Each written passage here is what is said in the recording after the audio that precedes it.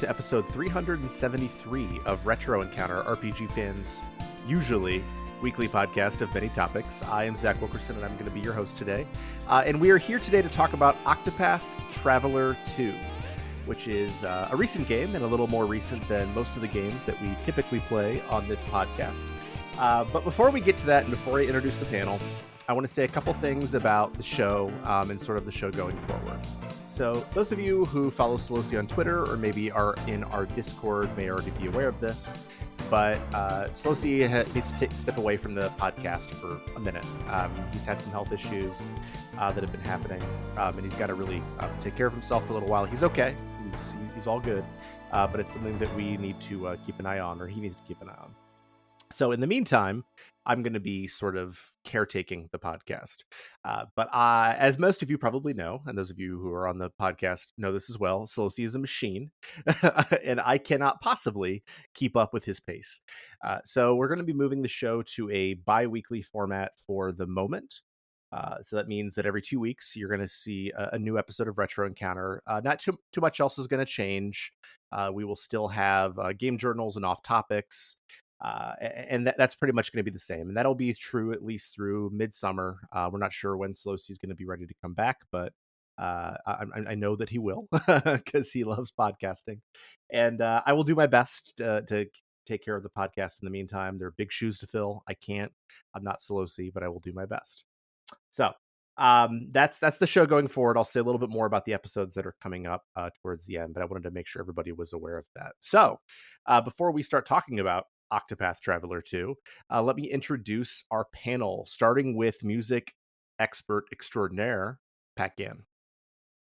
Hey everybody, glad to be here. And returning to Retro Encounter and the deputy editor currently of Nintendo Life, Alana Hagues. That sounds really formal, and I promise it's not as stuffy as it sounds, but The deputy editor. yeah, you started there like a year ago, and you're already the second editor in charge. That's awesome. You can own that as being awesome because you're awesome. So, which obviously I think so. I agree. You are awesome.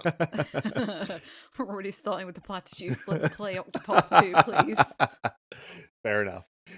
So yeah, Octopath Traveler 2. I reviewed it for the site back when it came out a couple months ago. And this was actually Solosi's plan before he had to step away, was for us to do a spoiler cast on Octopath Traveler 2 because it had to replace another episode. So before we really get into it and talk a little bit about Octopath Traveler 2, I want to kind of take a step back for a second and talk a little bit about Octopath Traveler in general, our experiences with it, our opinions about them, or about, I guess, the one game we've played. If you've played the mobile game, you can talk about that too. And just sort of how we feel about Octopath Traveler sort of leading up to Octopath Traveler 2. And we will start with you, Alana. So yeah, Octopath 1. Weirdly, Octopath 1 is the first Team Asana game I beat. I've tried Bravely before, and I didn't like it.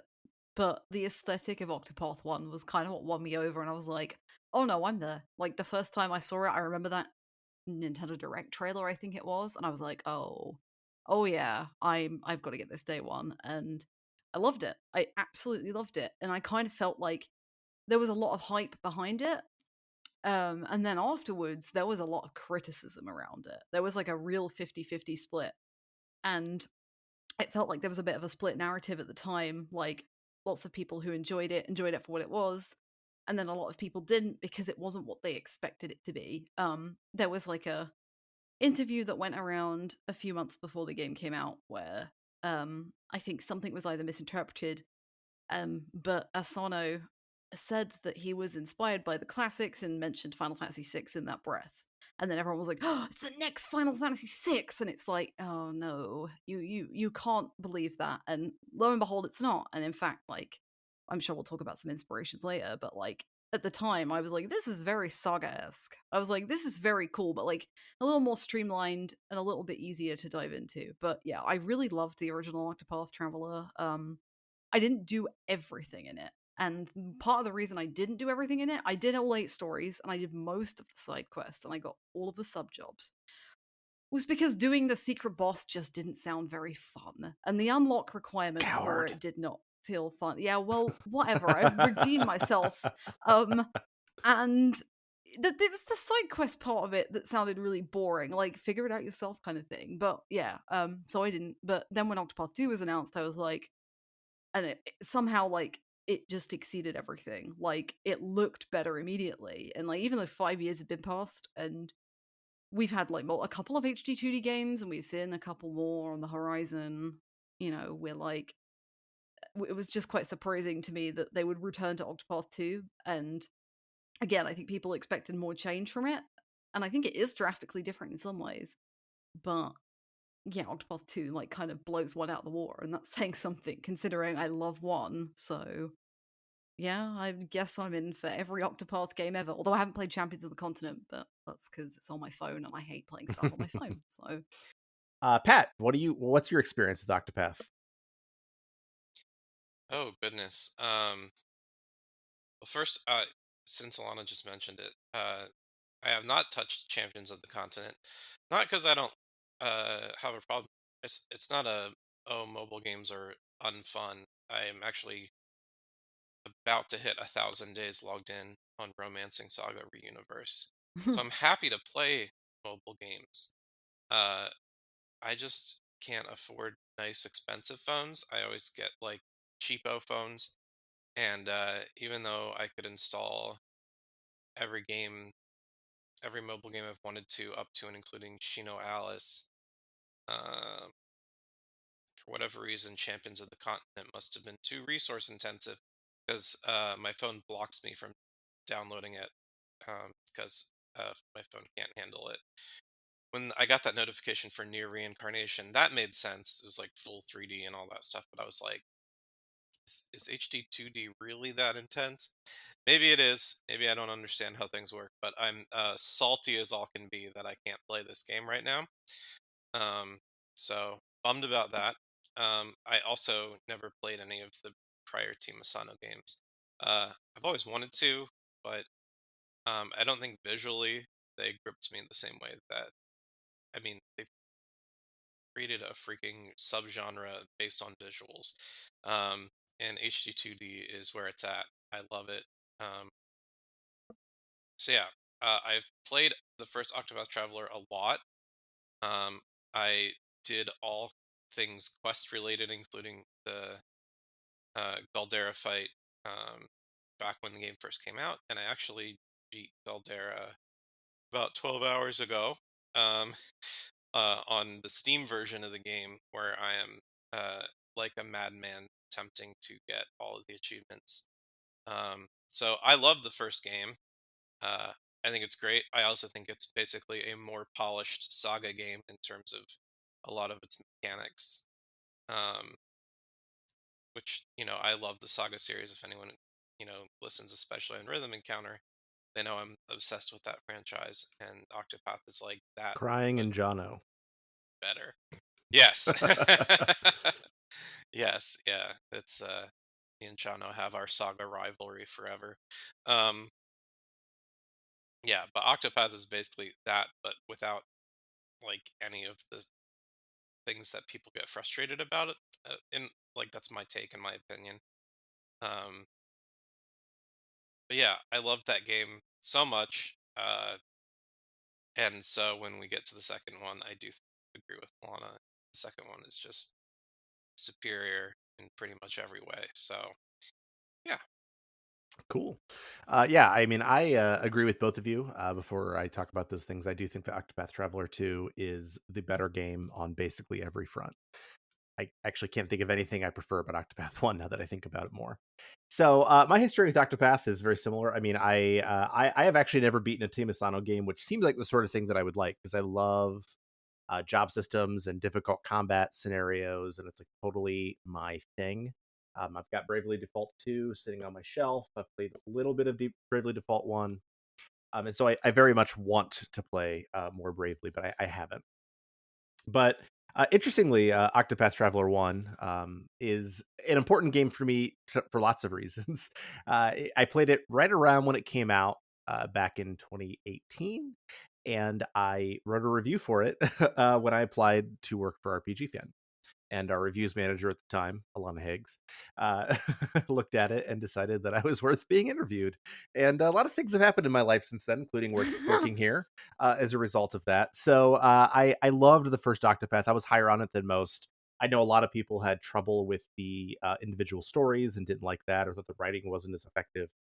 But I thought that it was just so fun. It was like an RPG fan playground, and I do think that Octopath 2, which I reviewed for the site, is a more perfect distillation of that. The writing is better, the music is better, the gameplay is a little tiny bit better. Even the music is better, which is amazing because the music in the first one is incredible. So I love Octopath, and I'm excited to be able to chat with it. I chat about it with you too. Me too. Me three. So, just to give people a little bit of a background in terms of if you don't know what the premise of an Octopath game is, first of all, probably you shouldn't listen to this episode. But I know some people like to listen to these even if they haven't played the game. So, Octopath Traveler 2, similar to Octopath Traveler 1. The premise is that you follow 8 different characters, and they have 8 different individual stories, and you pick a starting protagonist. So let's say, in this case, I chose Hikari, or whoever you choose, who is a warrior, and you follow their story through chapter 1, and then after you're done with that, you basically have the whole world or most of the world at your disposal. And you walk around and you go try to meet the other 7 characters who could have potentially been your protagonist. And if you choose to, you can flash back to their chapter 1, find out like sort of how they came to be where they are, and then you go through and play the rest of the game. And you'll have these different chapters, either 3 to 5 chapters in this game, where you go to a town, you start their quest, and then like you have their chapter 3, for example, where you will play through their story. And it's a very individualized storytelling technique where they are really telling stories that are specific to that character and about that character. And in this game, once you finish everybody's chapters, you get one final chapter where everything sort of comes together. You see how some of the threads in the other game or the other stories came together to make this sort of one whole. And yeah, it was developed by Team Asano, who also works on the Bravely series. It has some combat mechanics that are similar to the Bravely series, and we'll talk more about that later. But that's where we are. So let's talk a little bit just about initial impressions of Octopath 2. When you first booted it up, you first started playing it, and you were getting a feel for the game. How'd you guys feel about it? What'd you guys like? What were your impressions of sort of the opening hours? And I'm really curious, who was your starting protagonist? I'll go first. Um, I went into the game having like read or looked up. Like I chose to go in as blind as possible, not knowing much about it, um, so that I could be pleasantly surprised in case there were cool things. And I know that for a lot of people, like day-night cycle is like meh, whatever. Um, what they did with the day-night cycle, um, specifically everyone's path action, their ability to interact with townspeople in different ways and do different things. The fact that people got different town or path actions between day and night, and also NPCs will be located at different places in day and night, and sometimes NPCs can only be found at one or the other. And then they also have like hit a button to switch time at any moment, so you can flip through day night cycle instantly, no problem. Um, that was probably my big first impression. I was like, okay, they've added a whole thing and it's awesome.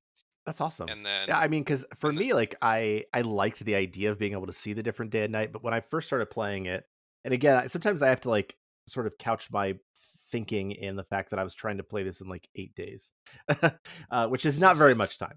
But I was like, okay, so like you have different path actions in day and night, and you have different NPCs in day and night, and oh my gosh, I already spent so much time trying to steal from everyone and trying to do all these different things in the day and the night, and it just felt like it was like so much. And interestingly, in my initial hours, that frustrated me, but by the end, I was like, oh, it's just like more stuff to do, which is awesome. So yeah, I'm glad you brought that up. yeah, there's a lot of like puzzle solving elements by adding day and night. Like because there's like variants on the same action, like you can steal but also like I think is it at night that Oswald can mug. So like if you win a fight, you get to steal all their stuff. Um, and so like some people, if they're only out at one time or the other, you're like, oh, I need to switch to this other character, and it's all the more reason to keep all 8 party members relatively well leveled. So yeah, I really like day night. I thought that was like right from the start. I was like, that's great. They added something in terms of battle mechanics. Can't remember the name of it though, but it's like a whole different gauge than the boost system that allows you to use like Latent power. Latent power, Yeah. yeah. yeah, the latent power thing was really great. Um, especially because it adds even more uniqueness. Like the fact that everyone can equip the other jobs as secondaries was cool. But then, it's like what makes you really unique. In the first game it was like you maybe get a skill or like a like only the true hunter, Ochet, or in the first game Hanet, could actually, capture and summon beasts. But now, like on top of that, it's like, oh, you have the entire latent gauge, and you also have the EX skills. I think everyone has 2 EX skills that are unique to them. So they've made each character more valuable that way from a combat perspective, which I loved. Um, and then you asked who we chose first. I chose Casti. Um, I love she that just seemed choice. she just seems so subdued, Yeah. and the payoff was huge. Oh, I didn't like Apothecary as a class in the first game, and I came to love it a great deal ooh. through It's Casti. I think it's the best class in this game, and I actually think it's the best class in the first game too, but I understand. So Casti, that's an interesting choice. I like that a lot. So Alana, what about you? Not as unique as that. I'm like jealous because Casti was one of the. I was really struggling with my first pick. But yeah, I played the demo, and unfortunately, I can't really go in blind to these kind of things. But I'm also not really the kind of person who'd want to. Like, I wanted to know a lot of things. I was like, right, who are the characters? What are their jobs? What's the motivation? Things like that. And like, it's funny because like I knew I'd love it. I knew I would sit down and play the demo and go, yeah, I want more of this. But like I was surprised at how I just sat down and it was like warm, cozy RPG Octopath time. Even though I picked Throne, which is nothing.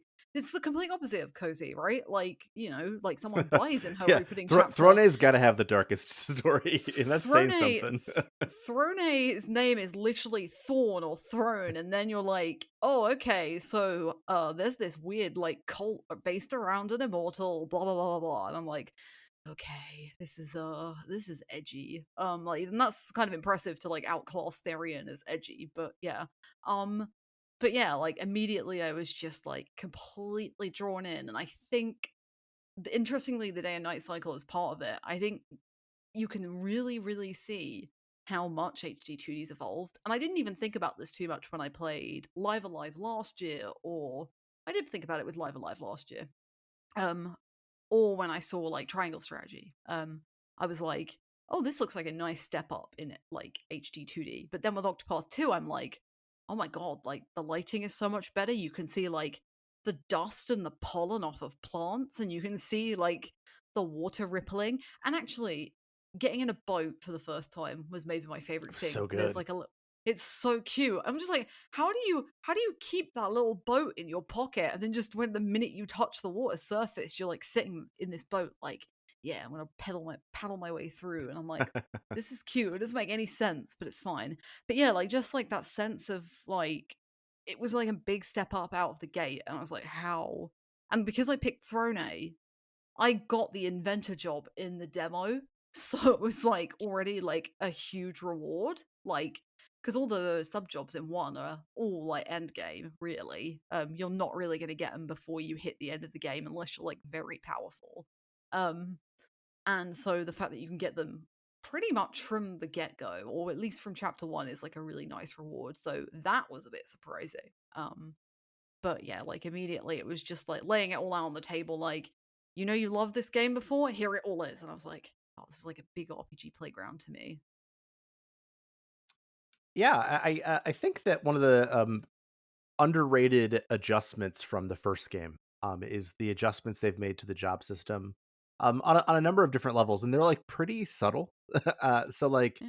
I think that because I was playing this before, and I was talking to you about exactly who to pick to get to the inventor job first. And the inventor job is so good for clearing out mobs. Mm. Like it was like on my best physical attacker the entire game. But it's also like so unique in the way that you get the job, and I really like that. That and Arms Master, like the skills are unlocked in a different way. You get them in a different way, and I think that one of the lasting impressions I have of this game is that it stuck with the formula, but it was willing to like add some new things here and there that didn't make it feel so distinct from the first game that it didn't belong. But like it did just enough, like with the inventor class, where like you're unlocking new skills by bringing items to the inventor, and just how versatile the inventor class is. We'll talk about Goldera later, but he was the inventor for one thing and one thing only in the late game. Um, and yeah, I really like the way that the job system here is set up. And so I guess before we talk about the story, it's I guess we talk about the jobs a little bit, and the job system in general.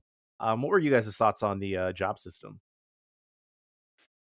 Um, I mean, it was good still. Like, I think it was very good. And I think, again, like those bonus jobs, they're all really, really interesting and fantastic, even if, like, I still struggle to, in a way, to, like, justify using Conjurer in any kind of build, even if it is maybe the coolest design, because it is literally like it looks like one of those Japanese demons, with, like, the little headdress and things like that.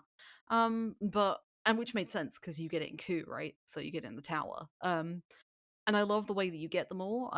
But it's really interesting that they all feel similar to their previous versions, but just with a couple of changes in skills. Like Throne Thief, for example, has like steal now, but like obviously Therian had a SP steal. Like Significantly that, less broken, unfortunately.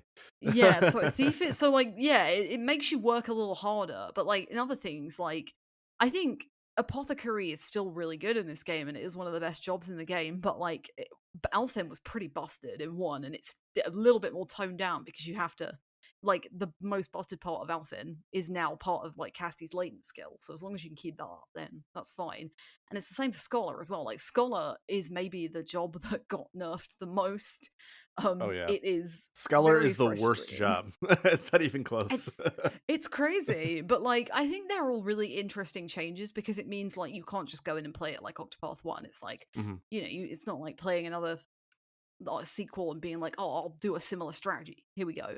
You can't do that because some of the sub jobs from the first game aren't there, and all of the jobs are slightly different in some way or another. So, like, I don't think cleric's as good in this one as well.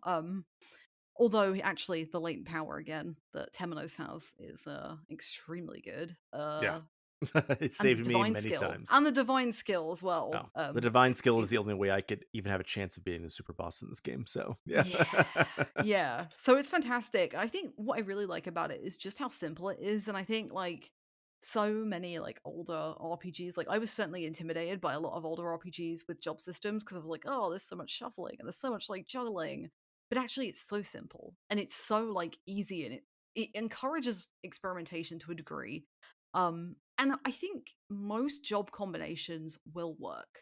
Like I think you could easily beat the main game and the final boss at the end of the final chapter using any combination of, unless you're like playing with like the same three jobs on like people. And actually that's like one more subtle change, isn't it? Like you can unlock extra job licenses, so all the main 8 jobs you can equip on 2 different people. So you could have like 3 thieves if you wanted. You could have Throne as her thief, and then you can have Ochet and Hikari as thieves as well if you have both of those licenses. So There's 3 licenses total. You can make a whole party with the same job. Is that what you did on Goldera, Pat? No, no. But I I was was just gonna. gonna say you can get up to 3 licenses How do for you get each. the third license? Well, you get one initially just for like meeting the person, and then Mhm. uh there's 2 more things for each Oh yeah, yeah, job yeah. that Thank you. you yeah. So you Sorry. can't right, and so you can't get that with the The additional jobs, yeah, the right. secret It's only jobs. for the ones that you sub from the other main 8. Yeah. Right. Yeah. So yeah, I did think. So it's interesting what you said about Scholar. I like having access to um, analyze. So I think at some point I did have a party of 4 people with Scholar attached. I like knowing weaknesses. I mean, I totally understand that. I like knowing them like right away. I'm weird about that. So was Scholar your favorite job then? It was in the first game. Yeah. First game, Uh, I agree. Yeah, absolutely. no. I'm being honest. Among the main 8, I think. Oh, that's tough. I think I'd probably give it to Warrior this time around. Mm. I think I would too.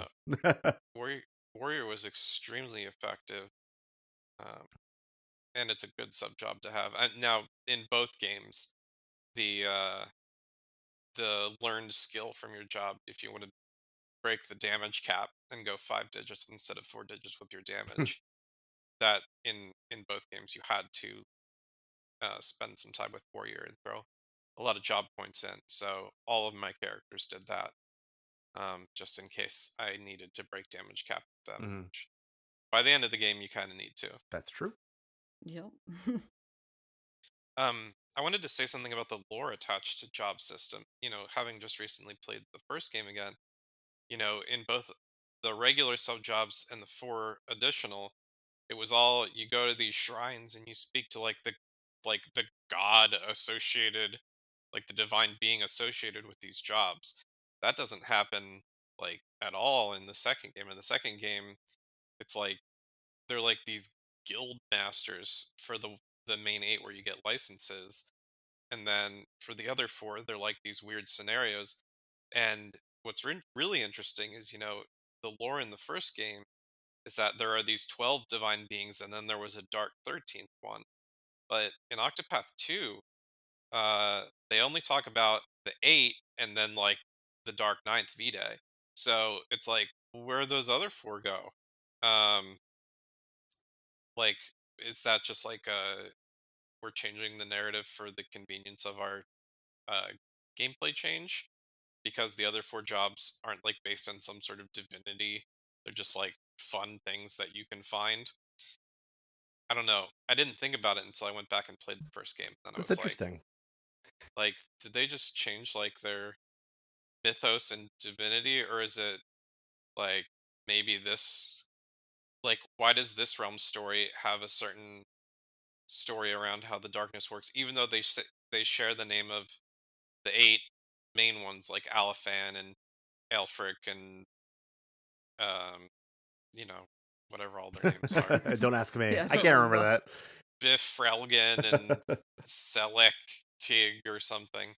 Oh, Um, CLTs, yeah. Seal T. Yeah, they're cool names, and I know that yeah they're great. Um, and you get that play at the beginning with Temenos' chapter 1, where like they're teaching the kids in like their equivalent of Sunday school about like the main story of their faith. Um, but like that story as it exists in Octopath 1 has 4 more deities, and I don't think they refer to the darkness as Vita. I think they speak directly about Galdera. Yeah. Um, Yeah, that's true. Yeah, I mean, I couldn't tell you, and we'll talk about this when we get later in the podcast, how the lore of these two games or how they're connected. We know they are, for reasons that we'll discuss a little bit more directly later. But yeah, so I guess since we're talking about lore, now is a good time to start talking about the story. Which for me, I think that the story in this game across basically all 8 of the characters is much stronger.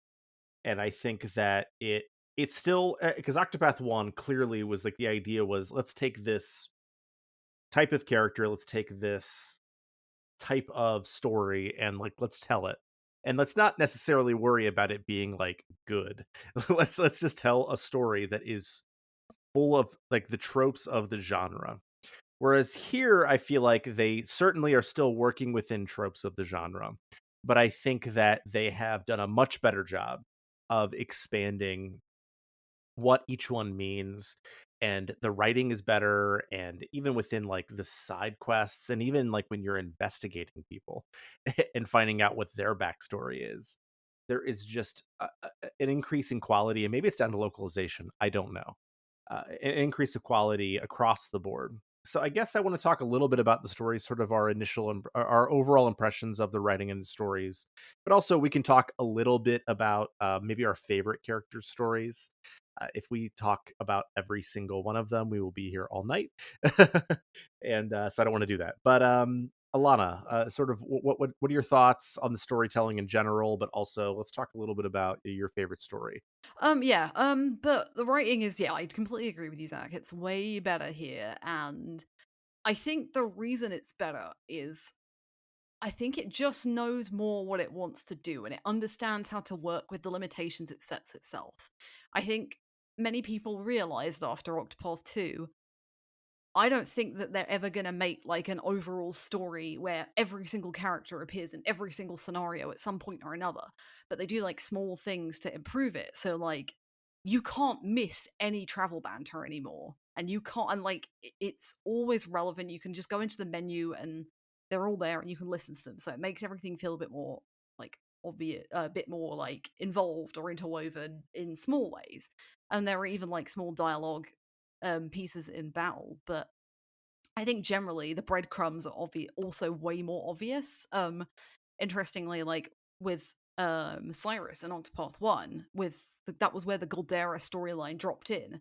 And that was really the only one, apart from Ophelia's, I think. There was like a small like hint of Goldera there, from what I remember. But with this one, every single character has a tiny, tiny little thread. Well, not even tiny. Some of them are really big. Like, Temenos immediately from the gate is like you're like role playing the beginning, which is like V-Day being killed.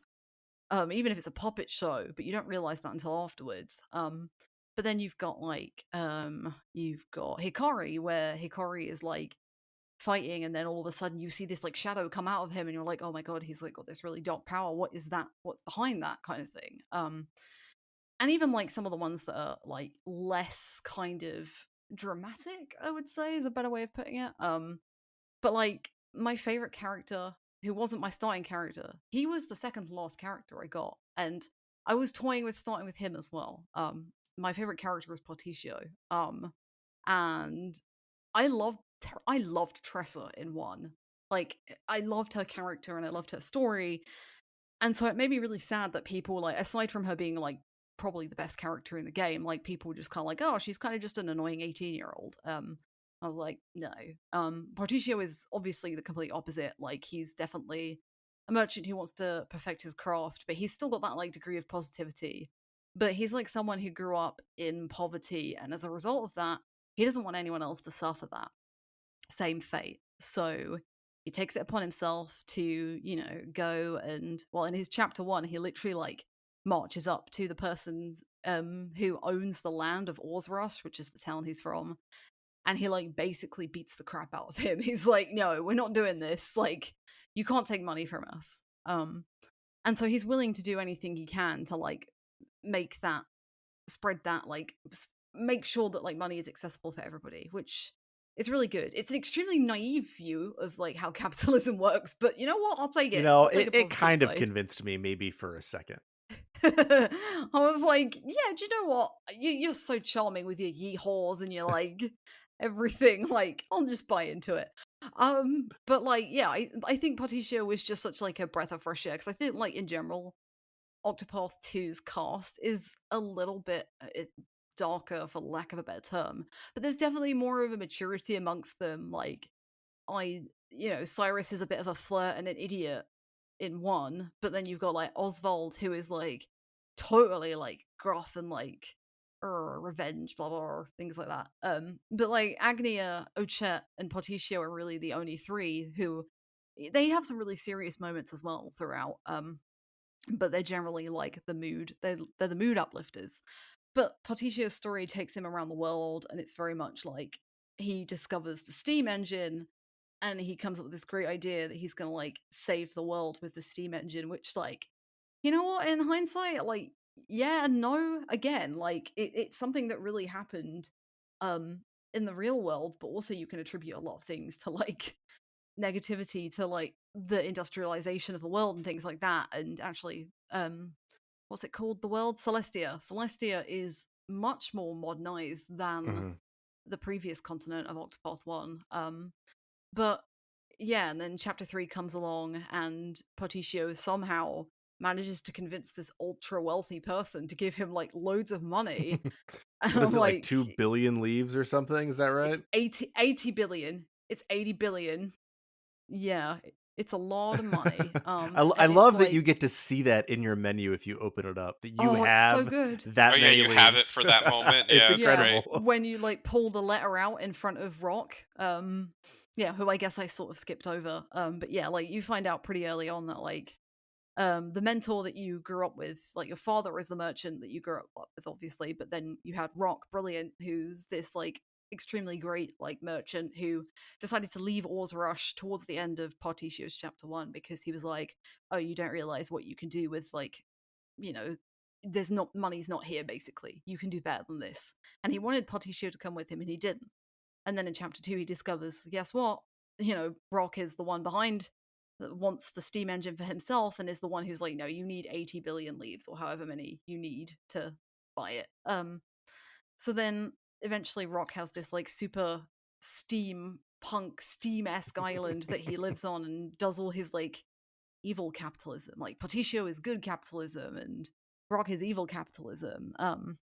But yeah, you go there and you beat up a steam train with the 80 billion leaves that you try and buy the steam engine off of Rock for, and then Rock realizes the error of his ways and goes back to it. And so I like hashed my way through Partitio's story a little bit, but like I think what I really love about it is like a good degree of a healthy degree of idealism as well, because there are moments where Particio is like, oh, you know what, like there are things that money can't buy, or like it's not always down to like, don't pull your bootstraps up. It's, you've got to put in the work, but also like he understands that like people suffering and he's like a really good-hearted person, and you see that throughout the game. Like even though Throne is like really a pretty bad person in some ways, and Oswald does some pretty terrible things, like he has some really good moments of understanding with them.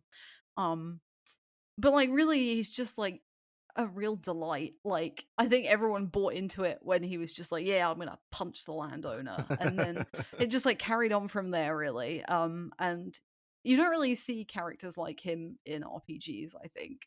Just this like big old bright force of positivity, but in a way that I think is really healthy and a really like, because he like sees the benefits and the downsides of everything, but he always tries to see the good in people as well, I think. And that's why him and Rock like eventually go into business. That's how his story ends. And he's like, and I read this before coming on. There's only two characters who don't kill anyone in this story. One of them is Agnia, which of course, and the other one is Particio. Because again, makes total sense, like behind his philosophy and everything like that. Like Particio never looks down on anyone. Like even though he's like this very smart, very obviously, he's got this gift to like basically just like flip his coin out and be like, oh, hey chickadee, you want to buy this thing off me, kind of thing. Like I do. I just love Particio so much. Like I remember seeing his design and being like, why? Like this doesn't make sense. And then I was like, oh no, I'm into this. It's great, yeah. And one thing to end on with Particio is that Particio's name is let me get this up. So the one thing that made me realize that I loved him even more was like Partio is a Latin word that means to divide or to part with things. So like Particio's whole thing is like he wants to share his like everything with the world. And that's, Brock was going to use the steam engine for himself, but Particio wants to use it for the greater good. And actually, obviously, he ends up building the steam train that can connect the rest of the continent with each other to make travel easier and stuff. So again, like you can look at it and go that it's extremely naive, especially when you compare it to like other stories, but I think it's just like a really fun, nice story that just ties in really well to his ethos. And also again, like I think it ties in really well to like the whole the whole 8 party members. Like he fits in really well, even though he's like maybe a bit of a standout. But yeah, I do love Potty Show, and I was pleasantly surprised. Even if his boss was like the hardest one, like easily, like geez. Yeah. It's interesting because I feel like this game in general has a sort of anti-capitalist bent. You see that in a variety of stories and a lot of the side Uh-huh. stories, and people who are being taken advantage of in all these different situations. I mean, you could argue that Thrones to some degree is like that too. There are elements of that in Agnia's story as well. And so but I do think that Partitio's story in a lot of ways might be the most perfect thematic encapsulation of what this game is going for, which is more than I can ever say for the first game. I don't think the first game really had like a thematic through line. Whereas Mhm. here, I definitely think this game has a thematic through line of people in power taking advantage of people via elements of capitalism, honestly. And I Mhm. think that even though we'll talk about who the quote unquote main character is later, I do think that Partitio holds the thematic elements of this game together in a way that maybe some of the other characters don't. And I think that he's delightful, and I love his theme, which is so ridiculous. I'm watching like TV from 1992 again. I Right, love it. he's definitely in like he's definitely going to be appear in like an episode of Monk or something. Like it's like the first thing I could think of. Like, oh, That is the truth. Yeah, he's a great character. Light side versus dark side capitalism is the whole thing there. He's, and yeah, there is a lot of naivete to the story. I always think about how in chapter one he punches the landowner just because he feels like it's not fair, and then like the MacGuffin that they pull out and you find out is, oh, we actually rewrote the terms of the contract afterwards, which is just completely right. illegal. But they're like, it's essentially the Wild West. What are you gonna do? And he's like, I'm gonna keep punching people, I guess. Um, so like there's like a convenience to when the bad guys are bad. Like there's a way that we as the players get to find out that, oh yeah, they're definitely bad. That's not that easy in reality in the world we live in. So I think I actually really like Berticio's story because it feels so simple. He's like, to me, he's like the superhero of like not just like distribution of wealth, but like the belief that people will like handle things well. Like he's not a micromanager. He's not leaning anywhere towards like like sort of a socialist approach other than with his own resources and his own wealth. He's like everyone else can do what they want once they get a freaking steam engine, but I'm going to make sure everyone gets one, and you're like, "Okay, Right, bro, yeah. like He do it." understands the limitations of himself too, right? Like he just totally gets that like you can't control how other people are going to use stuff. And he's the only person who's Yeah. in charge of what he does. And he can try and help as much as he wants to, but like once it's out of his hands then it's up to the people and then like then it's just like, you can't there he's basically a normal guy and he just kind of deals with his situations like and he's smart but he's like pretty simple as well in some ways like he's definitely like not the sharpest tool in the box for certain things but yeah he's just a big sweetheart I think. Yeah. Yeah. He's not my favorite, but he's definitely awesome. Um the you're Zach, you hinted at a theory on who you consider the main character, and I'm interested on where we go with that later. But I was going to mention our little newspaper reporting friend, Indeed. That um, surprised me. That who surprised me. like Yeah. yeah, that's this is a spoiler cast, so yeah, there's these four four or five sort of um surprise villains that you find out about way at the end of the game, not just after the 8 individual stories and the 4 cross stories, which was a really cool feature. But then like the post game scenario, I'm not sure. Did you guys notice when you cleared part 2 of each of the cross scenarios, the emblem in the bottom Yeah. right of like the loading screen, like Mhm. a light would go out, and that light was one of the 4 um Yeah. flames, like the sacred flames. And then so once all 4 are out, that's when like the real post game stuff starts. And so yeah, there were certain characters that like were behind the scenes doing super awful things from the start, but you didn't necessarily know it. um One was Temenos's coworker and sort of friend Mint, and another one was this little kid who follows Particio around is like, I smell a story, and like at the end of each chapter, like they show this newspaper, and like this kid apparently is the one writing it, and when you find their journal entries, it's all like they're dealing with all this darkness and stuff, and then they're all like, but I'm fun, like this person's really actually Hmm. inspirational to me. And I think among like all the dark or bad characters, this is the only one that is redeemed, if I remember, or like survives I anyway. Or there's a hint that he survives. I don't remember if you Yeah, actually I meet him don't think you afterwards. don't know. You have no idea.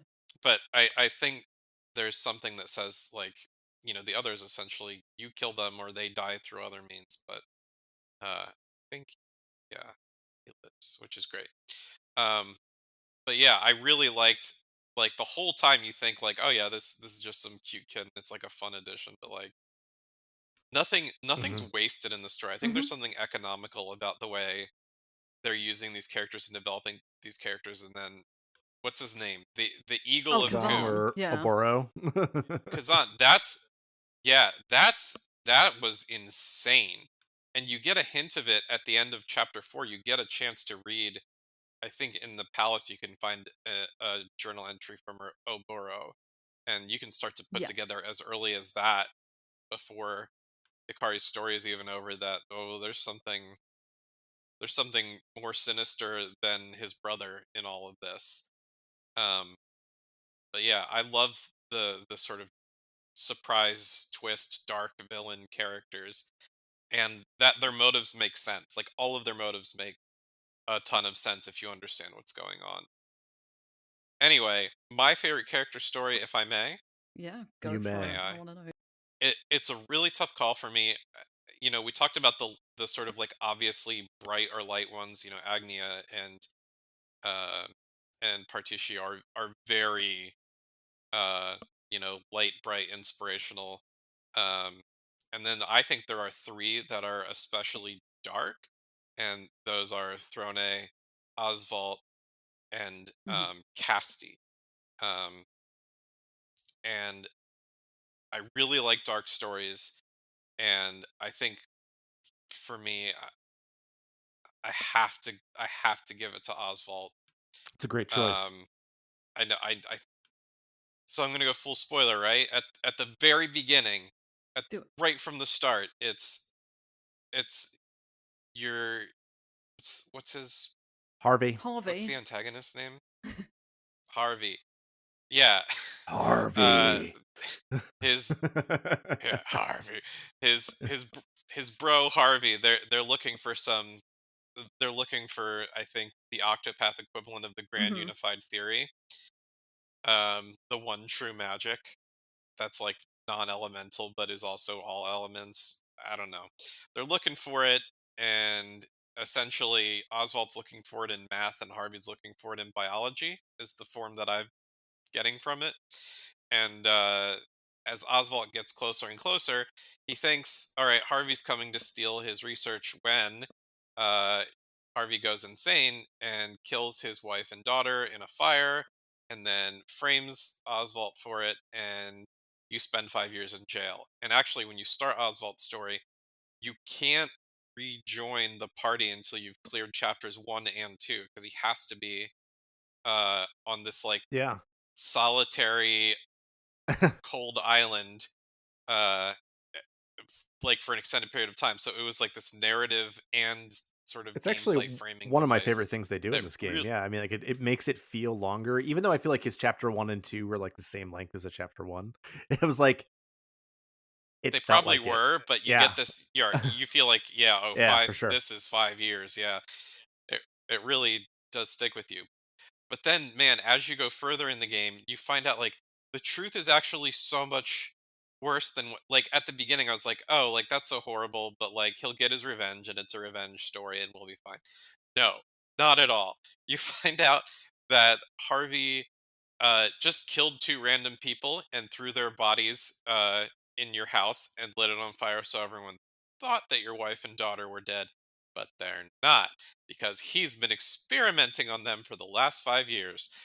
Because apparently Oswald's wife comes from some like magical blood lineage that like has the power to do cool stuff, and so like he's experimenting with her blood and with the daughter's blood, and at the end of chapter 3, he, without Oswald ever getting the chance to see his wife again, but finding out, oh, she's been alive all this time, like she comes out and she's just like this horrendous It's giant the monster, Full and Metal she's the Alchemist boss of moment of chapter Octopath 3. Traveler 2. Yeah. Yes, it is. It is intensely dark, and then after you take her out, uh, Harvey's like, "Well, no matter. I still got one more thing to work with," and he brings out like a brainwashed, lobotomized version of your daughter who doesn't recognize you and refers to Harvey as her dad. Like, oh, dark as dark can be. So messed up. So when you finally take Harvey out, it feels great. Um, yeah, and you also learn like you get like a story based uh skill unlock in the one true magic, um, which I also like very much.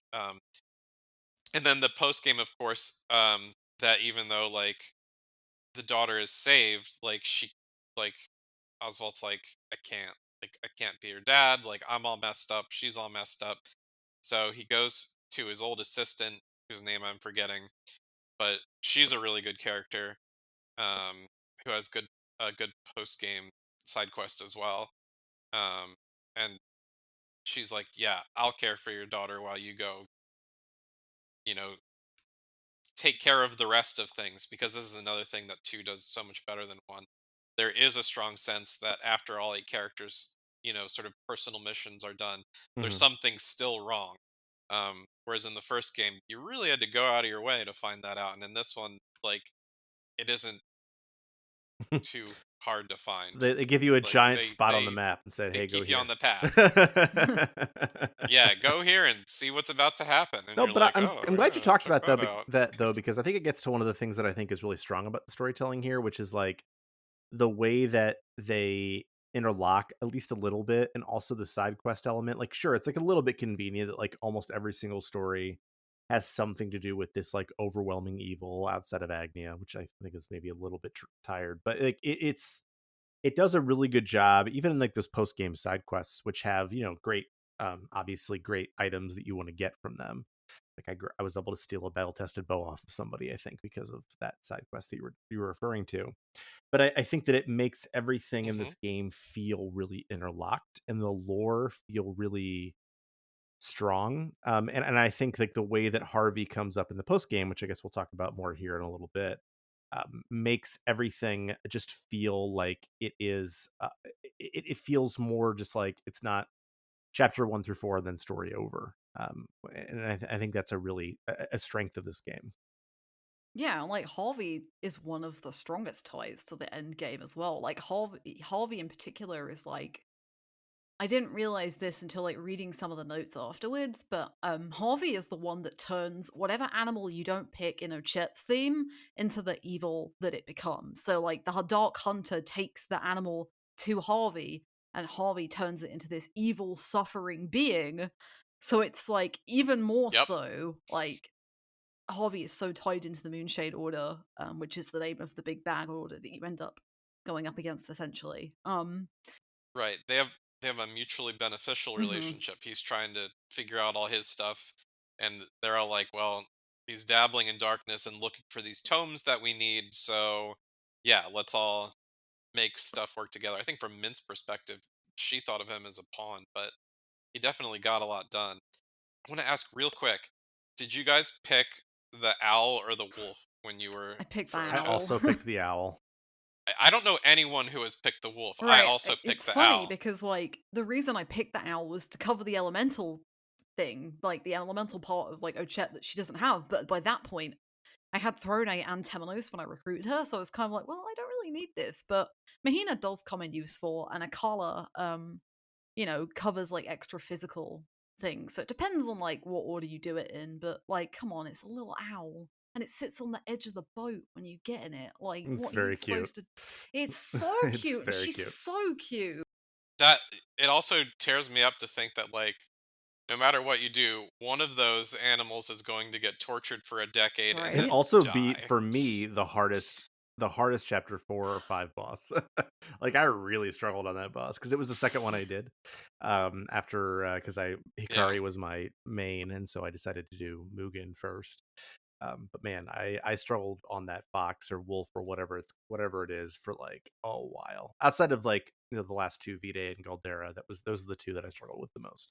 Okay, so I feel like I should probably talk about my favorite, and I feel like I'm choosing the correct favorite. So you're welcome, you both. I'm picking You're picking Temenos. Temenos? Oh yeah, Yeah, I think Yeah, for a lot of yeah. people that's the correct favorite, and I mean the Sherlock Holmes vibe is yeah. just so Yeah, I perfect mean, like everything throughout. about it is So go great. I for mean, it. like it's got like the classic JRPG. The church is bad. It's got a main character who's like a doubter, but also is a man of faith, and I think it's fascinating. You've got Crick, who like is this like young, naive sanctum knight who plays beautifully off of Temenos, and they have a great sort of interplay. And I love the music. It feels like a little Sherlock Holmes. I love just how sassy Temenos is all the time.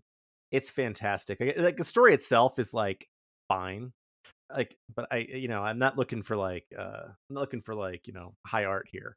I'm looking for a fun character with fun interplay, and that is exactly what Temenos does. I feel like when Crick dies, it is genuinely affecting, and like Uh huh. seeing Temenos's reaction to Crick's death, I think, is genuinely affecting, because you see Temenos as this person who sort of holds everything away from him, right? And so I feel like that is a moment that really did something for me, and it just has like such a strong through line. And for me, I actually think the two strongest stories are Temenos's and Casti's, which are both like sort of this weird mystery blend, but also healers. They're obviously very different people, but I think that both of them sort of drove me forward because like I wanted to know like who was responsible, who did this, how did it happen. And even though I don't think the answer in Temenos' story is necessarily super satisfying, the journey to get there I think was really interesting, and I just love his character. He's such a fun character. Like, such a. We haven't really touched on this too much, but like, almost every character in this game is like the opposite or an opposite version of the trope that we saw in Octopath 1. So, like, Ulberich is like the Yep. noble knight, whereas Hikari is the gentle prince, right? And then you've got, in contrast, like, you've got Ophelia is literally like the purest kind of. She is literally like, if you drew a picture of a cleric in an RPG, she reminds me of Mint Adnaid from Tales of Fantasia, actually, Ophelia. Like, she's literally like the template white mage in my Hmm. head. But like Temenos, one, it's a male cleric white mage, which you don't really get enough of anyway. And he's got like this sassy like attitude, kind of like Mikleo in Tales of Zestiria, who is also like the healer in that game. But like it's such a fun dynamic because you always expect the healer to be like pure and nice and gentle, and then Temenos is like in battle and he's just like, oh, what a bother. And I'm like, I just really love like the way that he deals with things. But as you said, Zach, like I think what makes Temenos really tick and his story work really well is like you do get those like, like 70% of the time he is this like doubting person who's like trying to figure things out, and he's like playing not the snake, but he's like slippery. Like he doesn't want to get too involved with the church, but the church are always like pushing him away, and he's like, no, I'm gonna stick my nose in and like make sure you like give me what I want. But like when Crick dies, and even when the Pontiff dies, and then there's like his mentor from right before the story, right, that also dies, that he reflects on quite a lot. Like he really like he literally is like bearing the weight of the cross of those three people who have died as a result of things that, or he believes as a result of like his actions. So like that's where his like faith and his doubt kind of come in. He's like, oh, I like believe in people to a degree, but also like the choices that I've made may have affected these people's lives. And if I hadn't got if I hadn't got Crick involved and I hadn't got the Pontiff involved, or if I'd been a bit quicker, then maybe I could have saved them. But I always love it when a religious figure in a fiction like doubts their faith, because I find it really interesting the way that they deal with those. I think Temenos is just about dealt with well enough. Like it just teases it throughout the story. He's just kind of like, you can't you can't put your like I don't really remember how he words it, but it's like you can't like totally rely on things like that essentially. And he really understands, again, it's all about people and the choices people make. That like again, he's not like against the church. He just doubts because he knows that it's not the be all and end all that a lot of people put faith into, right? Like maybe again that's like a misinterpretation on my half. Temenos is also one of the chapters that like has a split chapter in it. So like you have two different paths in chapter 3. Mhm. And so I like the way that they do that throughout the game. Temenos is like one direction you can go and interrogate the criminal that you would arrest in chapter 2 with Crick. And then the other one is where you go to the Sun Temple in the like rock area, Mhm. and you find out about the Moonshade Order. So yeah. So one of the things I loved about path actions with day and night was that there were more and more ways to get to the same thing. In the first game, if you wanted to get the whole like get information on people and uh also like if they have like hidden item or discount at stores, all of those features, your options were scrutinize through the scholar or inquire through the merchant. Was it the merchant or the Mhm. apothecary? It's the apothecary. It's inquire through the apothecary. Uh, but now they added interrogate option where you enter a one-on-one fight like you would with challenger, provoke, or mug. You don't have to, and you're not supposed to actually defeat the person, like get all their HP down, but you are literally going to break them like you would in an interrogation. You have to get their shield points down so they would break, and then the battle ends and you get the sequence. The idea that the cleric is running around and just physically breaking people to get information to me is both dark and funny. So his catchphrase "doubt is what I do" is, it's in line with the role he played in his church, which is the role of inquisitor. Inquisitor, in traditional Christian church, Catholic church, in one sense, they existed to make sure people were in line with purity of belief, but especially within their own church, their role is also to suspect wrongdoing and find wrongdoing. So, doubt is what I do made sense in the realm of distrusting his own people and distrusting his own church, especially when he sees, you know, wrong things done. Um, then he's like, oh, this is an inside job with my church. I got to figure out who's the rogue element here. But in his dialogue with Crick, who's sort of this, has a sort of simple faith, when they start talking about things like whether there is any sort of divinity that's watching out for them or that cares or that wants to see things made right, Crick's like, well, yeah, of course. And uh, Temenos is like, yeah, man, don't be so sure. And then sadly Crick dies, and Temenos is still alive to have to deal with that. And he's like, should I have told him to doubt his faith?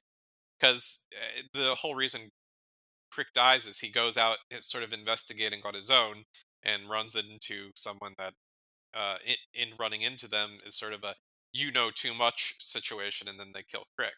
And I think Temenos figures that out and knows that, oh, if I didn't put the seed of like doubt and like curiosity in him, maybe he wouldn't have gone off exploring on his own.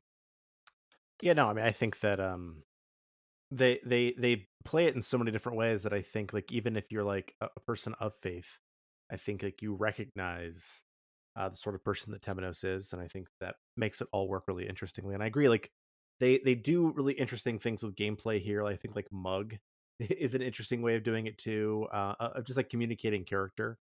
And I think that that is is a great thing that they do. But I want to pick on something that Alana was talking about earlier, which is I think some of the ways in which the storytelling here is a little bit different. Just to kind of keep things moving, because there are so many things we could talk about. I think that like Hikari's story is really engaging and feels maybe the most classical JRPG, and I love his chapter 2, where Oh you yeah. meet Kazan. I think is great. I think Cassie's story is good from beginning to end, especially her chapter 3 and 4. I think Agnia's story is underrated and fun. We could talk about all of them, right? But I kind of want to hone in on the differences in storytelling here, because I think one of the major criticisms of Octopath 1 was that, like, oh, these stories feel really separate, and I think they do a lot of things to improve that while not necessarily fixing it. One of the main things, of course, is the crossed paths, which Pat and Alana both talked about earlier, which are, in between. I think it's after everyone's chapter 2. You get, if you clear like the 2 characters who are involved in that cross path, you get a short story that involves these 2 characters, and then when you clear their final chapters, you get those cross paths as well. But also, like, Ochette, for example, who is the hunter who needs to go find the beast to protect her island. She has 3 chapter 2s and just 1 chapter 3, and then, like, Throne, she's following mother and father for her chapter 2 and 3, and then her other chapter 2 and 3. And so I guess I wanted to sort of see, like, what you guys thought about, like, the variation in the storytelling, if there are any crossed paths that you guys really liked. And then we'll kind of sort of segue that into the final chapter, which I think is in some ways one of my favorite parts of the game, but also I think one of the weaker parts of the game. Mm-hmm. Yeah, I would agree. But like, I want to talk about Hikari and Agnia's cross path because I think, in the same way that people like underrate Agnia, I think that like it's a really important cross path because it's like it's a way more personal and it's sort of way more historical. And in many ways, it like doesn't really tie into the end as much as the others. But I really like Hikari and Agnia's like dynamic together. But I also really enjoy particularly the second half of it. Because in the first half you meet like this you meet this Koto player essentially, and she like is like, oh, I'll write you a piece of music and you can dance to it, and you have to do like various things for her, and then she'll play you this piece of music under the moonlight, and it's beautiful and it's lovely and it's great. And then And it's slow, like it mm, forces you to like really stop and think. And I love how in that scene also they do this with a lot of Agnia sequences. They'll have music and they'll sort of show lyrics, but no one's mhm. actually singing like a vocal part, so you really have to put your mind to it. It made me feel like I was playing like a PS1 Yeah, yeah, JRPG, it's which really was great. good. And then the chapter 2, it's after you are in Ku, I believe, if I remember right. You Well, are, yes, because it's yes. after the it's after the last chapter, isn't it? Um, and so like you're trying to restore the city after like reclaiming it, and you're like, oh, we need like a celebration. And then Hikari's like, no, I don't want a celebration because we've lost so many people. And Agni is like, but wait, you can celebrate but also remember the lives that you lost. And it's like a really interesting blend of like using music and dance and performance to like honor and celebrate and mourn and all of these like things that, people always think are like separate, but actually sometimes the whole thing is like, if you not that celebration and mourning should go together, you know what I mean, but like it's like an acknowledgement of like the reclamation of Ku has come at the loss and the blood of so many people, that the only way you can really like capture and like really honor those people is by like doing something really beautiful and thoughtful, I think. And so you go to a cave where you hear this like mystical Koto player, and it's the same woman, and you find out, I think it's her sister, is was killed. I don't actually remember the specific details. Sister And sounds right to me. yeah, and she's mad because like it's Hikari is obviously a member of the Ku family, and so you have to get into a deal with her and you beat her, and then Agnia and her team up, and as part of this like remembrance of the people that have fallen, they perform this dance and song. And again, like Pat said at the end of chapter the first one, it like really slows everything down, and it is really a moment of reflection. And I think that like it's just a really nice like it captures like, because Agnia is so like simple, but she understands people so well, and she understands like the power of like emotion and empathy, and Hikari does too. But Hikari is like a very different, like he's totally different to his brother Mugen, who is like evil and like almost comically evil. Like Mugen is everything you expect like some kind of dictatorial leader to be, and extremely bloodthirsty as well. but Hikari is like the gentle prince, and again wants to do the best for his people, and he like wears that honor and that weight really heavily. Mhm.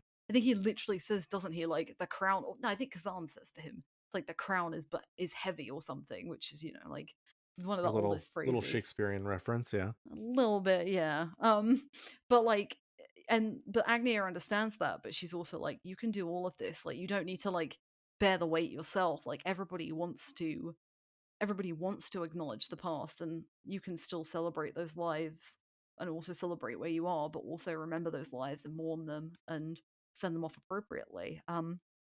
But like, it gets to like a lot of the general pacing of the game in general. I say like Mhm.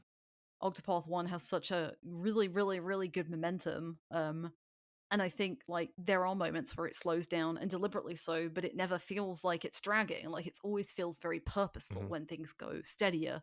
Like, even the slower stories, like, there's whole chapters where there is no fighting or there's no boss. Like one of Ochet's chapter 2s where you go get a Cataracta, or the tiny version of Cataracta, which I can't remember the name of right now, but I think it's you find out Acta. that it's dead. Yeah. And you don't fight anything because there's no boss, and so you have moments like that. And I think one of Temenos's chapters as well is similar, that you don't have to fight anyone. One of It's just like Throne's you go to chapters the is like that too, yeah. yeah, there are multiple chapters where do not fight anything. But then there are also chapters with different stakes, right? Like Agnia's, like her first chapter, she fights a boar. Whereas in like Oswald's chapter 1, he escapes prison and kills like a warden and like makes a boat out of ice and escapes the prison and Yeah. everything. And it's like, it's a really beautiful balancing act of like all these different like tones and pacing and things like that. And like, I always feel like everything's done with purpose in this game. Like, the momentum is always going. I'm traveling around, I'm experiencing this world, and I'm getting everything from this world I think I would ever want. And so I think that the cross paths do a really good job of like tying those stories together. If I had a criticism, I wish there was either more or they were slightly longer, because they're like 10 minutes, some of them. And Mhm. I'm like, come on. Like, really? Yeah, I mean, I do feel like it's one of the things that I think makes this game stronger. Even if they didn't have the crossed paths, and even if they didn't have the multiple chapter 2s or 3s, that they're willing to vary the way they tell the story. And I think that Mhm. in Octopath 1, it is like show up to a town, very specific problem, ties into your problem, move forward, the end. Yep. And like it's boom, boom, boom, boom, boom, and it really feels like samey by the end. Whereas here, I never felt that way, and I think that the different ways you can interact with the world have something to do with that. I think that even like the different like secret hidden story type things, like I'm not sure how many of you guys figured out how to break the little kid who had the stuffed toy in Crackridge. And it wasn't Crackridge, it was north of Crackridge.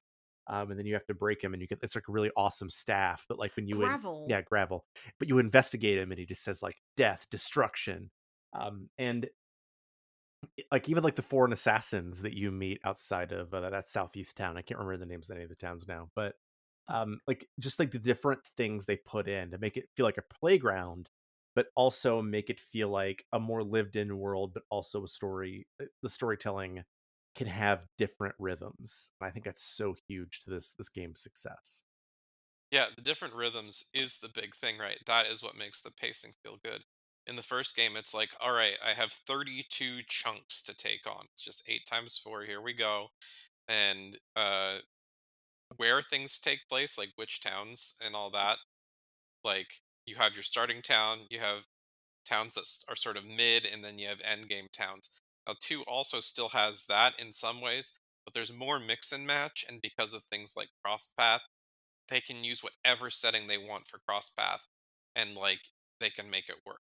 Then there's things like we didn't even mention, like Partitio's like I smell a business Oh, opportunity thing, like how you get It's your so own good. oh boat to yeah, yeah. sail in the ocean, and like gaining access to the basically the sound menu, the test menu where you can just play music, was like you essentially are like, I'm gonna invent the gramophone. Here we go.